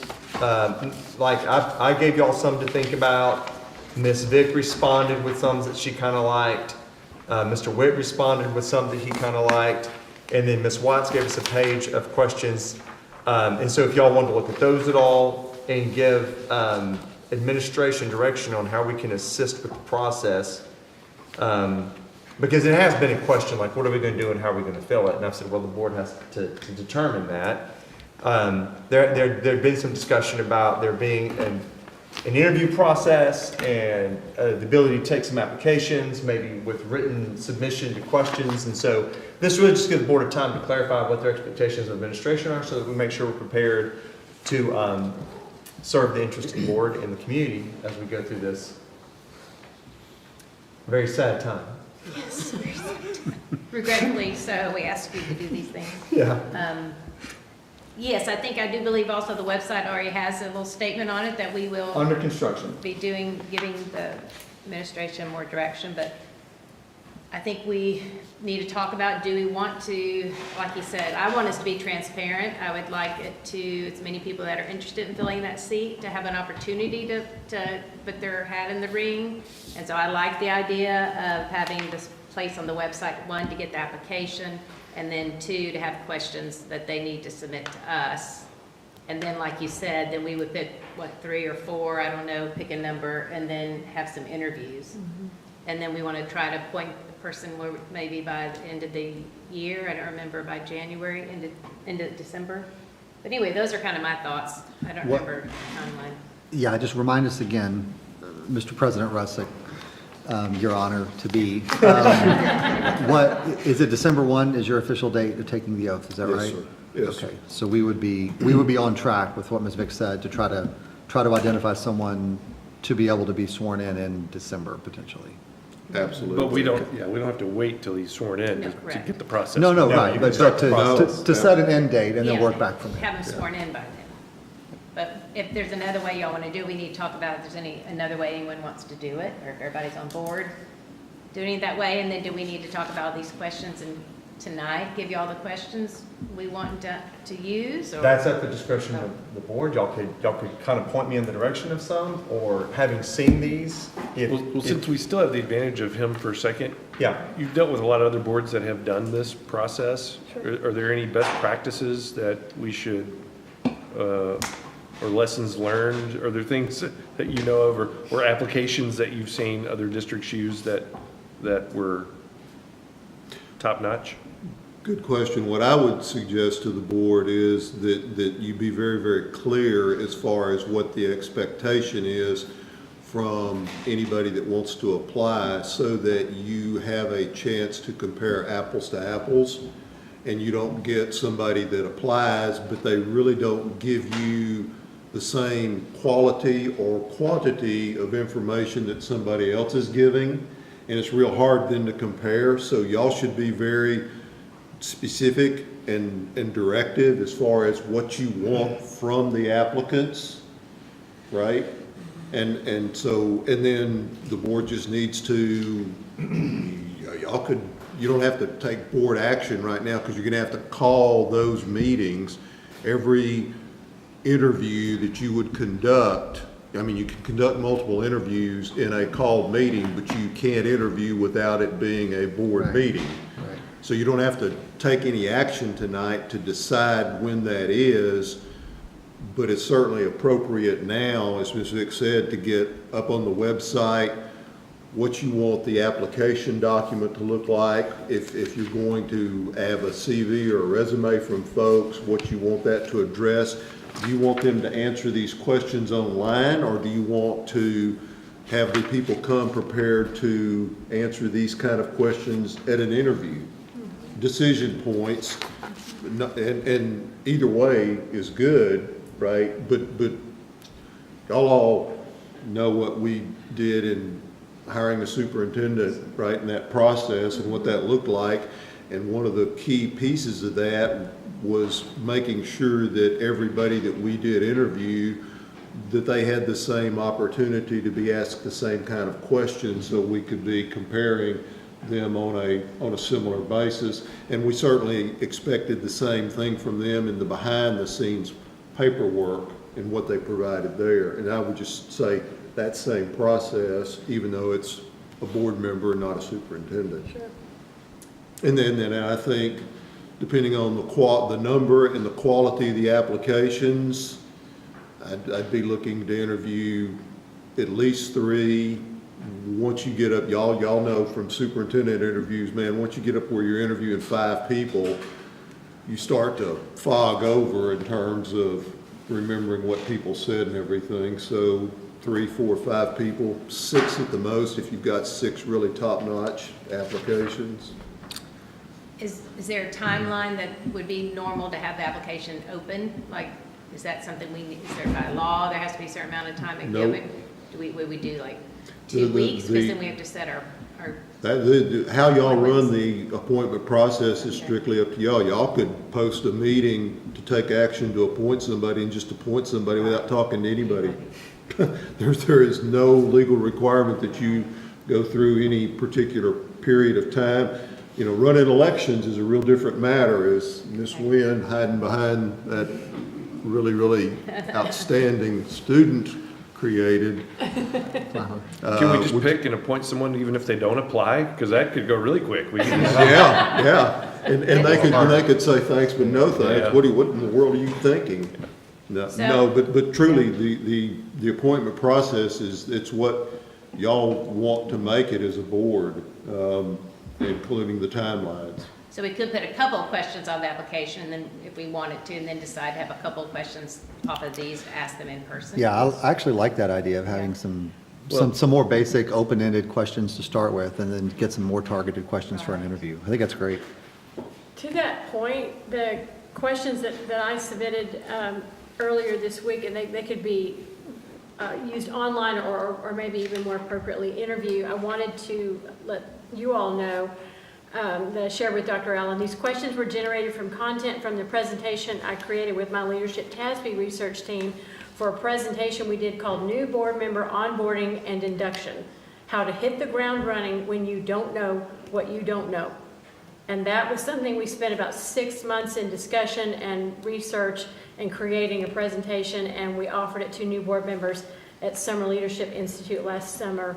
So these reflect months of research and group discussion inspired by a lot of, if only we knew then what we know now, insights. We discussed at length things that we wish potential board member candidates knew coming in. And so we have an opportunity on the front end here to question, interview, have discussions with potential new board members that target some of those. We really hope that you know this before you accept this position conversations. So just wanted to point that out to you all. That was substantive and very productive discussion we had.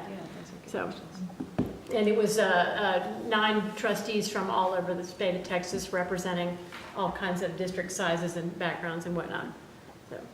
So Pete, if we don't decide questions tonight, how do we do that? Is that something we can just do online? We can all be sent out and then, I don't, In terms of deciding the questions, I mean, I think it's fine for, what I would suggest, just so that it's all above board and clear, if y'all want to get this rolling and you want the board as a board to decide what questions, y'all got it down here, you can decide tonight, or I would call a short special call meeting for the board to do that, because I don't think it's appropriate to be doing that right here. outside. Well, I don't have any issue with it, you know, because deciding what the questions are going to be tonight is, but doing that without there being a called meeting, Yeah. I'm No, concerned about that. So No, the- no, that makes sense. That's what I was asking. Yeah, so the agenda item that we have posted is sufficient for us to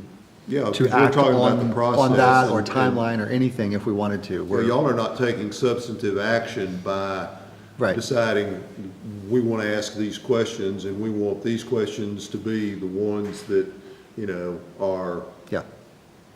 At the interview, and then,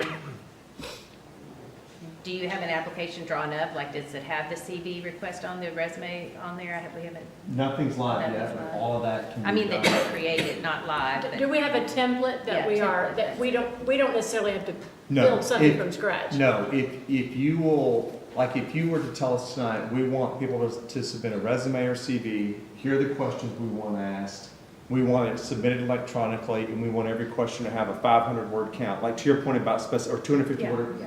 We'd be ready to roll and have that out live, if not first thing tomorrow, certainly by the end of the day. You feel good about that, anyway? Yes. Because we've been kind of putting some shelves together in anticipation of this, so that we could move expeditiously if the board chose to.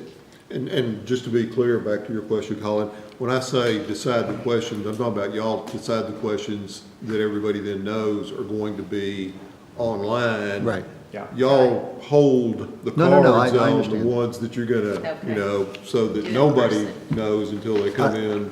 Yeah, I was Right. really just asking if we're sufficiently noticed to give that direction because it's on here this way. It's vague discussion of process. If that's sufficient notice for us to say to the superintendent, go make this process start. I'm comfortable, y'all Okay. can tell administration, we want y'all to start that, because it's not actually the board doing anything, right? You're just Right. having the administration kick the ball off, and I appreciate Susan's comments about the transparency, right? Because this is very transparent. Yes. Anybody that's watching it here, or wants to go back and watch the recording, they know exactly what the board's gonna do. But I do think it will be good to be able to review these prior to or at the very latest at our November meeting so that we can make decisions about who to interview. So I think from a timeline standpoint, if we can work back from there, you know, when do we want the submission deadline to be? I'm assuming those could all flow to all of us to see, so we'd be prepared to discuss maybe during a closed session at that November meeting. Well, we need to remember timeline, there's Thanksgiving in November. Oh, I know, and a lot I of people know. take a week off, so that we would lose a week in November to be able to enter, in the process. I don't know, should the application be online for 2 weeks? I have no clue. Should we start there? How long? We want y'all to put an application online, is that correct? Is that what everybody's thinking? Emily's nodding when you said Okay. 2 weeks is sufficient. Is that too long? I don't know. Anybody's not too thoughts? long. Okay. Is that long enough, 2 weeks? What does that mean? Okay. If nobody applies, it's not long enough. Okay. Yeah, exactly right. Well, that's a good point. You can always extend the time. Yeah, that's true. You can't. That's true. Yeah, there's nothing. Yeah, because people who want to do it, they're gonna. Do it right they're away. gonna- Yes, I know. Should we jump just on do it. it a week? Week doesn't seem very No, long to 2 people weeks to is hear good. about it. Yeah. Yeah. So we want to be transparent. So So, working backwards, when do we need to have this application site live? I mean, if we can have it done by the end of this week, then that would give us through Friday, November 7th at 5 PM as like a deadline. And then we could have the ability to review and figure out, is there a special call for us to decide who we interview, or do we tack that on to our November meeting to decide who to interview? I think we want to have a special call meeting because of the timeline. If we Yeah. want to have time to set up meetings. Right. And then have them sworn in December at the board meeting in December. Which is December 17th, 18th? Yeah, 16th. Okay. I'd rather just kind of get it And done. when's the November meeting? Throwing these dates around. Yeah. So I think by the end of the week, everybody think that's good? We have it up and live by the end of the week? And then due by November 7th? That's 2 weeks and a couple of days, essentially. Yeah, you like the Friday, is that why you're picking? I just think a Friday, Okay, it's a Okay. reasonable thing to say, Friday by 5 PM. okay. Everybody Are agree? we working that Friday? We're going to cause staff to have to be here when they're not. Yeah, we are. It's the 31st that we're off for, okay. Yeah. And do we want a resume submitted or CV submitted with the application? I would think so. Didn't hurt. Yes. Yeah. Do we ask something like your midway involvement? Well, that's So- on this, Chris so- thought provokers, if you look at questions, The, the questions on that list. I've always found the best predictor of future performance is past performance, so I would focus on questions that, we'll get some of that in the resume, but hey, why do you want to serve? I would leave it pretty wide open and see where they go with it. That's a good Well, one. I like think open-ended, I agree. The questions, Dr. Allen, some of these questions that have been submitted, why do you want to serve as a trustee? What does being a trustee mean to you? What experiences and abilities have prepared and qualified you? The questions in front of us, I think, are pretty good For the application? you think? application Yeah. questions. Okay. And looking at that and reviewing the ones that I submitted, the ones that I brought forward would be, I think, more appropriate as interview questions. Yes. That would lend themselves to face-to-face discussion. And I think, So I'd be I okay think that's not true putting for the one- ones I submitted too. I think Yeah. they're maybe better to couch in terms of a conversation. I think Yeah. the ones that Chris, and I would agree with Susan, 1, 3, and 4, as far, I mean, if you think of it as like screener questions, is kind of the way I look at it, this in a resume or CV, and there, some screener questions. Yeah. To see, is this person even somebody we want to bring in, and then we really dig in more with like your questions or Pam's questions. Kind of like with the superintendent process. I think Chris's questions are great screener questions to at Agreed. least get a sense for what's their motivation, what's their background, what are they thinking when it comes to serving on the board, and then we can really dig in, sink our teeth into it, so to speak, with the interview questions. So Agreed. I like the resume, CV, some screener questions, get us an idea, and then figure out who we're going to interview. Maybe your experience in midway involvement Yep, as for a sure. I think it's on important. CV. Are people, Ask for references. oh, that's a Yep. good one. So we'll give instructions that when submitting the resume or CV, include references. Professional references, personal references, or just say references and Yes. see what we get? Both? Just a both? Yeah, because the And- unique thing about what we're doing, as opposed to hiring someone, this person has to turn around and run, at some point, that's true. run for an office. And they need to be electable.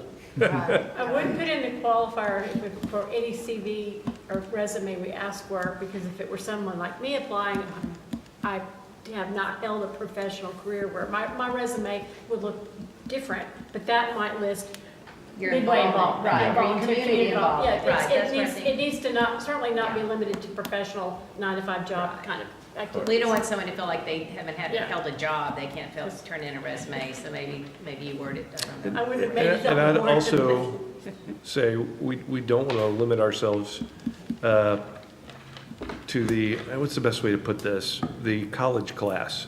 Right. There are plenty of highly Yeah. qualified people Yeah. who didn't go to college and never put together, a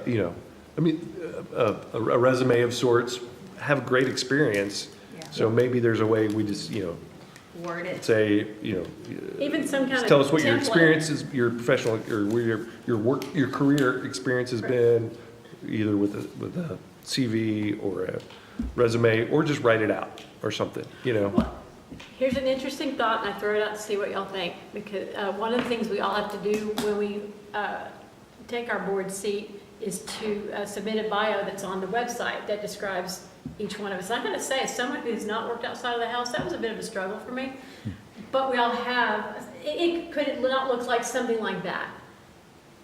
Go do your own little bio. Yeah, is well, what you're if saying? you were to write your own board bio, going by what the other board members have online, what would yours look like? It's just a thought. Should we ask them to list all their social media handles and personas?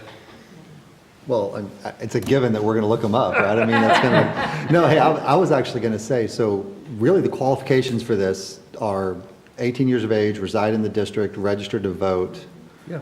It's pretty much the same as anyone else, so I think it might be interesting if, if we do get some folks that fit Mr. Tullis's description, and we might even get someone who's a senior at Midway High School who wants to apply for this. I've seen it happen. In fact, my school board president in Marble Falls first got on the board immediately after graduating from high school.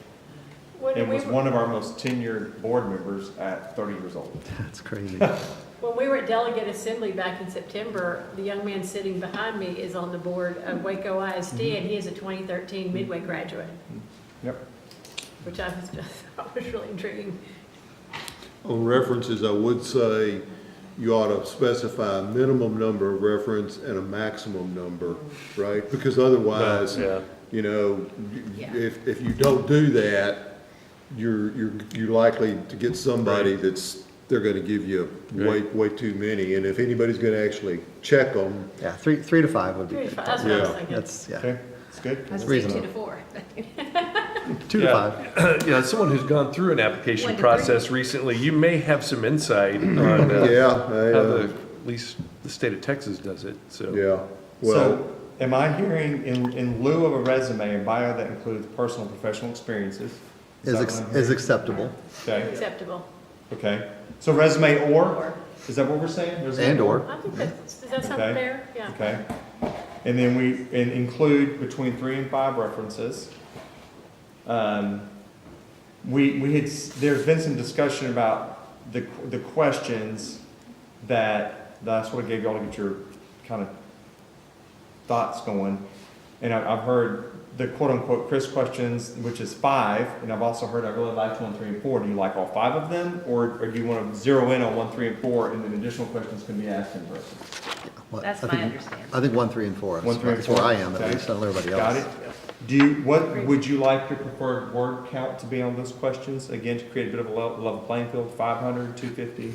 500 is great. Max 500? That seems like a lot, isn't it? Okay.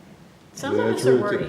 trust me, I was limited to 100 words on answering 10 questions on the judicial questionnaire, and to substantively answer in only 100 words, so 500 is not that many. Okay, okay. Yeah. Okay. Trust me, Okay. you Okay. English teachers out there. Okay.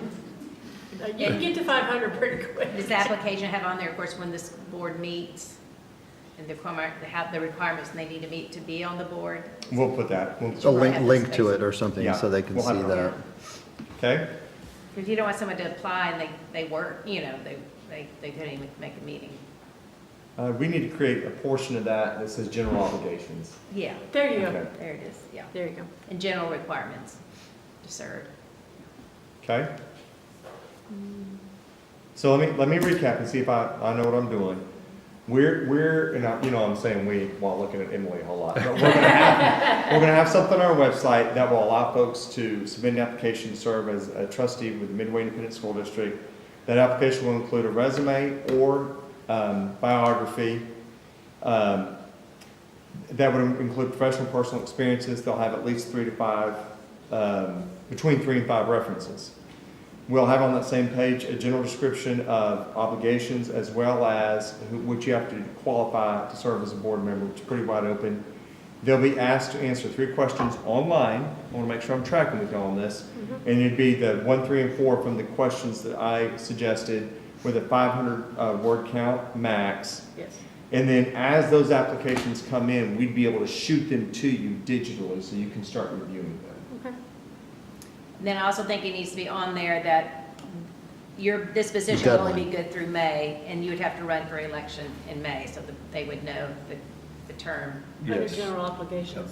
Yeah, well, somewhere, but Yeah, that's how long they And- would be obligated And to I think the serve. way we'll do that, Ms. Vick, to Yeah. be super clear, is you would be required to run in the spring. You would need to file by X Yeah, date. because that's coming And pretty the soon. election's on Y date. Yeah. and you're kind of Yeah. campaigning, okay. Something they may not realize that.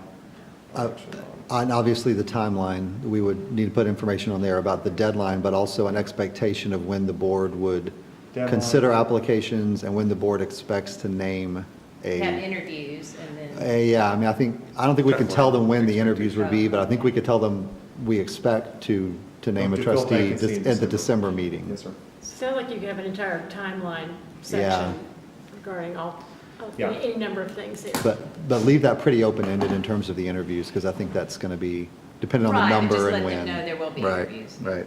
So if it's agreeable, it'll That's be what our they said, intent to get this built ASAP, Mhm. and then shoot it to the board for review before the link goes live. Shoot it to you so you can look at it, and when we do, I'll text you and say, check your emails, and you can look at it, okay? And then pending feedback, make adjustments, and then we'll get that thing live no later than end of business Friday. And Can you'll we put do it- that? and you'll advertise it on our different We'll blast it platforms everywhere. that it's available. Okay. Well, and yeah, that's a good point, too. I think it's worth saying in open meeting for the seven of us, too, that, you know, our commitment to the process is, hey, people call us and say they're interested, we send them to the website, we do that and not sort of have I don't want people to think that, oh, I can talk to this board member and sort of get in their pocket or something, right? That it's Right. it's an Everyone open gets fairly process, directed to the website. sending everyone Like an through inside track. this, yeah. Yeah. so. Agreed. Great. Good comment, Colin. Thinking back to other processes that I've seen happen, for community, do we want to allow community members to write a letter of reference? I think we said professional and personal, is that what you're saying? Well, No, references. them listing references, Yes. but like a lot of times I know Oh, people run, people you know, just- trying to get appointed to city council, right? They send They'll- everybody. Yeah, a lot of people will I see. send All the letters of councilmen. support Preemptive. or emails of support to the council members. And I mean, we may get those unsolicited. I don't know if we want to create a methodology for that as well, or just Even mention let it go. Because he's right, people will, Yeah, I mean, people are gonna, I mean, from my sense, I would say, we should use our best efforts to focus on what's been submitted through the actual application, knowing that people will do that. But maybe if we come up with those 3 to 6 candidates to talk to, maybe we tell them in preparation for your interview, if you want to have, Yeah. you know, some of your references submit a letter, who are the references you've already told us, you know, then that could be well, considered. and the reason that becomes important is the electability piece. Yeah, Right? that's true. You want to see what kind of community support that person has in the, you know, their ability to get reelected. I think maybe a good practice would be if we get individual letters of recommendation or reference or whatever it is, if we could just try and forward it to the other board members. Like if I was gonna get one from whoever and for some candidate, and I see that I'm the only one that got sent, Exactly, to that's- like yeah. forward it to the Can we- rest of can we do that? everybody, just so we have What that. what I would suggest, Send them Jonathan, to is have on the website, tell them, don't send stuff to individual board members. Send it in so the administration then can send it to, so that all the board members get the same thing at the same time. Yeah. Send it to the superintendent. And if someone sends something to you, just forward it to me, and then I would package it in something that went out. Yeah. I just don't want to create, you know, Yeah. walking Right. quorum or whatever. Yeah. Yeah, yeah. Nope. But Agreed. the scenario could present itself that someone who's not going to the website and following directions might send an email just to Rick, in which case, Can't imagine. Don't follow directions. well, but if you're not an applicant, you might not be going to the website and seeing what the process is. Right. You might just say, well, my friend is interested and I'm gonna email Right. Susan, or whatever. But at least for the folks that are interested in applying, they're reading it, and hopefully if they are soliciting people to show support, they can communicate to them that the way to show support is send it in. To the district, Yes. right. In this process, I know there's some nepotism rules, or are there nepotism rules when it comes to this process? No. Okay. What does that look like when you say that? Well, just if your spouse works in the district? Or, No, that's the rule of continuity, I believe. okay. Consanguinity. Well, the one where if you're already Oh, no, employed no, with the no, district. I'm sorry, I was thinking about the relationship No. level by marriage or consanguinity, but you're 100% right. If you already work for the district. Yes. Then you already work for the If district. you were employed by the district and hired by the district, and then you come on the board, you're fine. If it's the other way around, we have to worry about consanguinity. But when you say you come on the board, not the employee coming on the board. Right. Because you Spouse. can't be an employee of the district and get on the board. Right. Right, But we could, and your spouse, if you're on the board, can't get hired freshly or. Right. or But if whatever. they're already Right. working here, they're not, Right, they Right. don't get, Right. they can stay. yeah. okay. So Just Claire, just like- wanted to clarify. Just like, I mean, somebody, without regard, if the board wasn't going to look at this appointment process, go forward with it, you could have a spouse of a board member, or a daughter, or son, or parent, grandparent, or whatever the relationship is to an employee. They can run for the board and get elected, and that person still works for the district. They get to do that. so to clarify what you said, though, a current district employee is not eligible to be elected or appointed as a trustee. No, they can, but then they've got to resign their position of employment. They can't be an employee and be elected, but there's no prohibition on them trying to be appointed or get elected, but they're going to have to resign Okay. from their employment, because they can't do both. Same thing if you were a judge of the 74th District Court. It's similar. Resign that Yeah, it's position. not the same. Well, and similar question, can they be a reference? Can a district employee, active employee It's up be a to reference? y'all. I mean, I would think so, I just, but I could, yeah, legally, there's certainly not a prohibition. yeah, great. I know a few of our employees have, opinions about things, they might want to weigh in. Maybe. Okay. Great. I think I've got my marching orders. We will execute, give them what we've been told. We will send you like a better term, a draft version of that to make sure that what I think I'm hearing is meeting expectation before we go live. Okay. All good? All in? Thank you. Everyone in favor? Thank you. And just so we're also clear on it, don't send it to me. I won't. Thank you. I won't. Because, Oh, rub it in. no, it's not that. I don't want anybody to think that I'm involved in picking somebody Picking as a a successor, because I won't be. Right, that's not appropriate.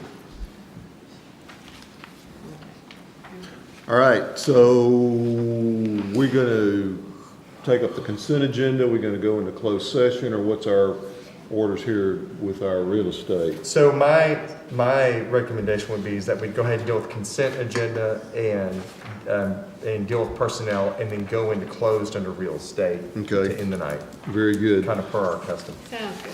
Outstanding. So consent agenda, we have minutes from our September regular meeting, October special meeting, a couple of early graduation requests, we're early in the year for those, our recommended library materials, out-of-state trip, our new engineering course that we talked about, the Teacher Day proclamation, and attendance credits. Does any board member wish to remove any item from the consent agenda? And if not, I'll entertain a motion to approve the consent agenda as presented. Can I pull number 4, please? Absolutely. So a motion to approve the consent agenda as presented, except number 4 on library materials. So moved. Motion by Ms. Vick, Second. second by Ms. Watts. All in favor say aye. Aye. Any opposed? That motion carries. Library materials, Pam. I just pulled it to make a comment because I did actually do some due diligence on that very long list, and our librarians have done their homework, and I was just really impressed. So it is possible to screen such things and ask questions and find out that everything we're ordering is exactly what we should be doing, so. Duly noted. I'm taking your comments to be a motion to approve. So moved. Can I Thank ask, you, ma'am. can I ask a question on this before we vote on that? Remind me again, when we think the next round of this happens for the library books? Is it in the spring? There'll be another list Should you say to vote on in December. No, Okay, very good, thank you. Vote similar, we'll do 2 votes in the spring, and we've got some for discussion if you guys would like to change that pace. We have a contingent of librarians here tonight as well. Yes, thank you for being Thank here. you. I hope I didn't make you nervous, I just wanted to give you a shout out. Hey, and I have a question and maybe a challenge to the 7 of us sitting up here as well. So when we were at a constituent meeting related to the bond a month or so ago, I talked to one of the librarians at that campus who, I don't think she's here, but I understand there's quite a few classroom teachers that have classroom books that are still sitting aside or covered up and unable to be used because the state has set us busy work of entering them into a system. I'm sorry, I'll just say that that's what I think it is. And I asked if we could volunteer to come enter those books for some of those teachers. And so I'm planning to try to do that with as many campuses as I can, maybe just one classroom at each campus. But it's something we can do if you, like me, are a little upset that the state feels like we have to micromanage all of this. We can actually come and help. So Well, there's let a me know when- challenge. Let me know when you're doing it, and I'll Okay. help. All right, sorry. No, good point. Hey, one thing on future lists, this is probably just a me thing, but if we could get it in an Excel spreadsheet, it's a lot easier to sort and manage it as I'm looking through stuff. Ms. Collins is nodding yes. Okay, that'd be awesome. All right, motion by Ms. Watts, is there a second? Second. Second by Mr. Witt. All in favor, say aye. Aye. Any opposed? That motion also carries unanimously. Personnel, we have 2 different individuals, Yes, sir. unfortunately. Who wants to be the heavy and read the motion? Because as y'all will recall, it requires very specific wording.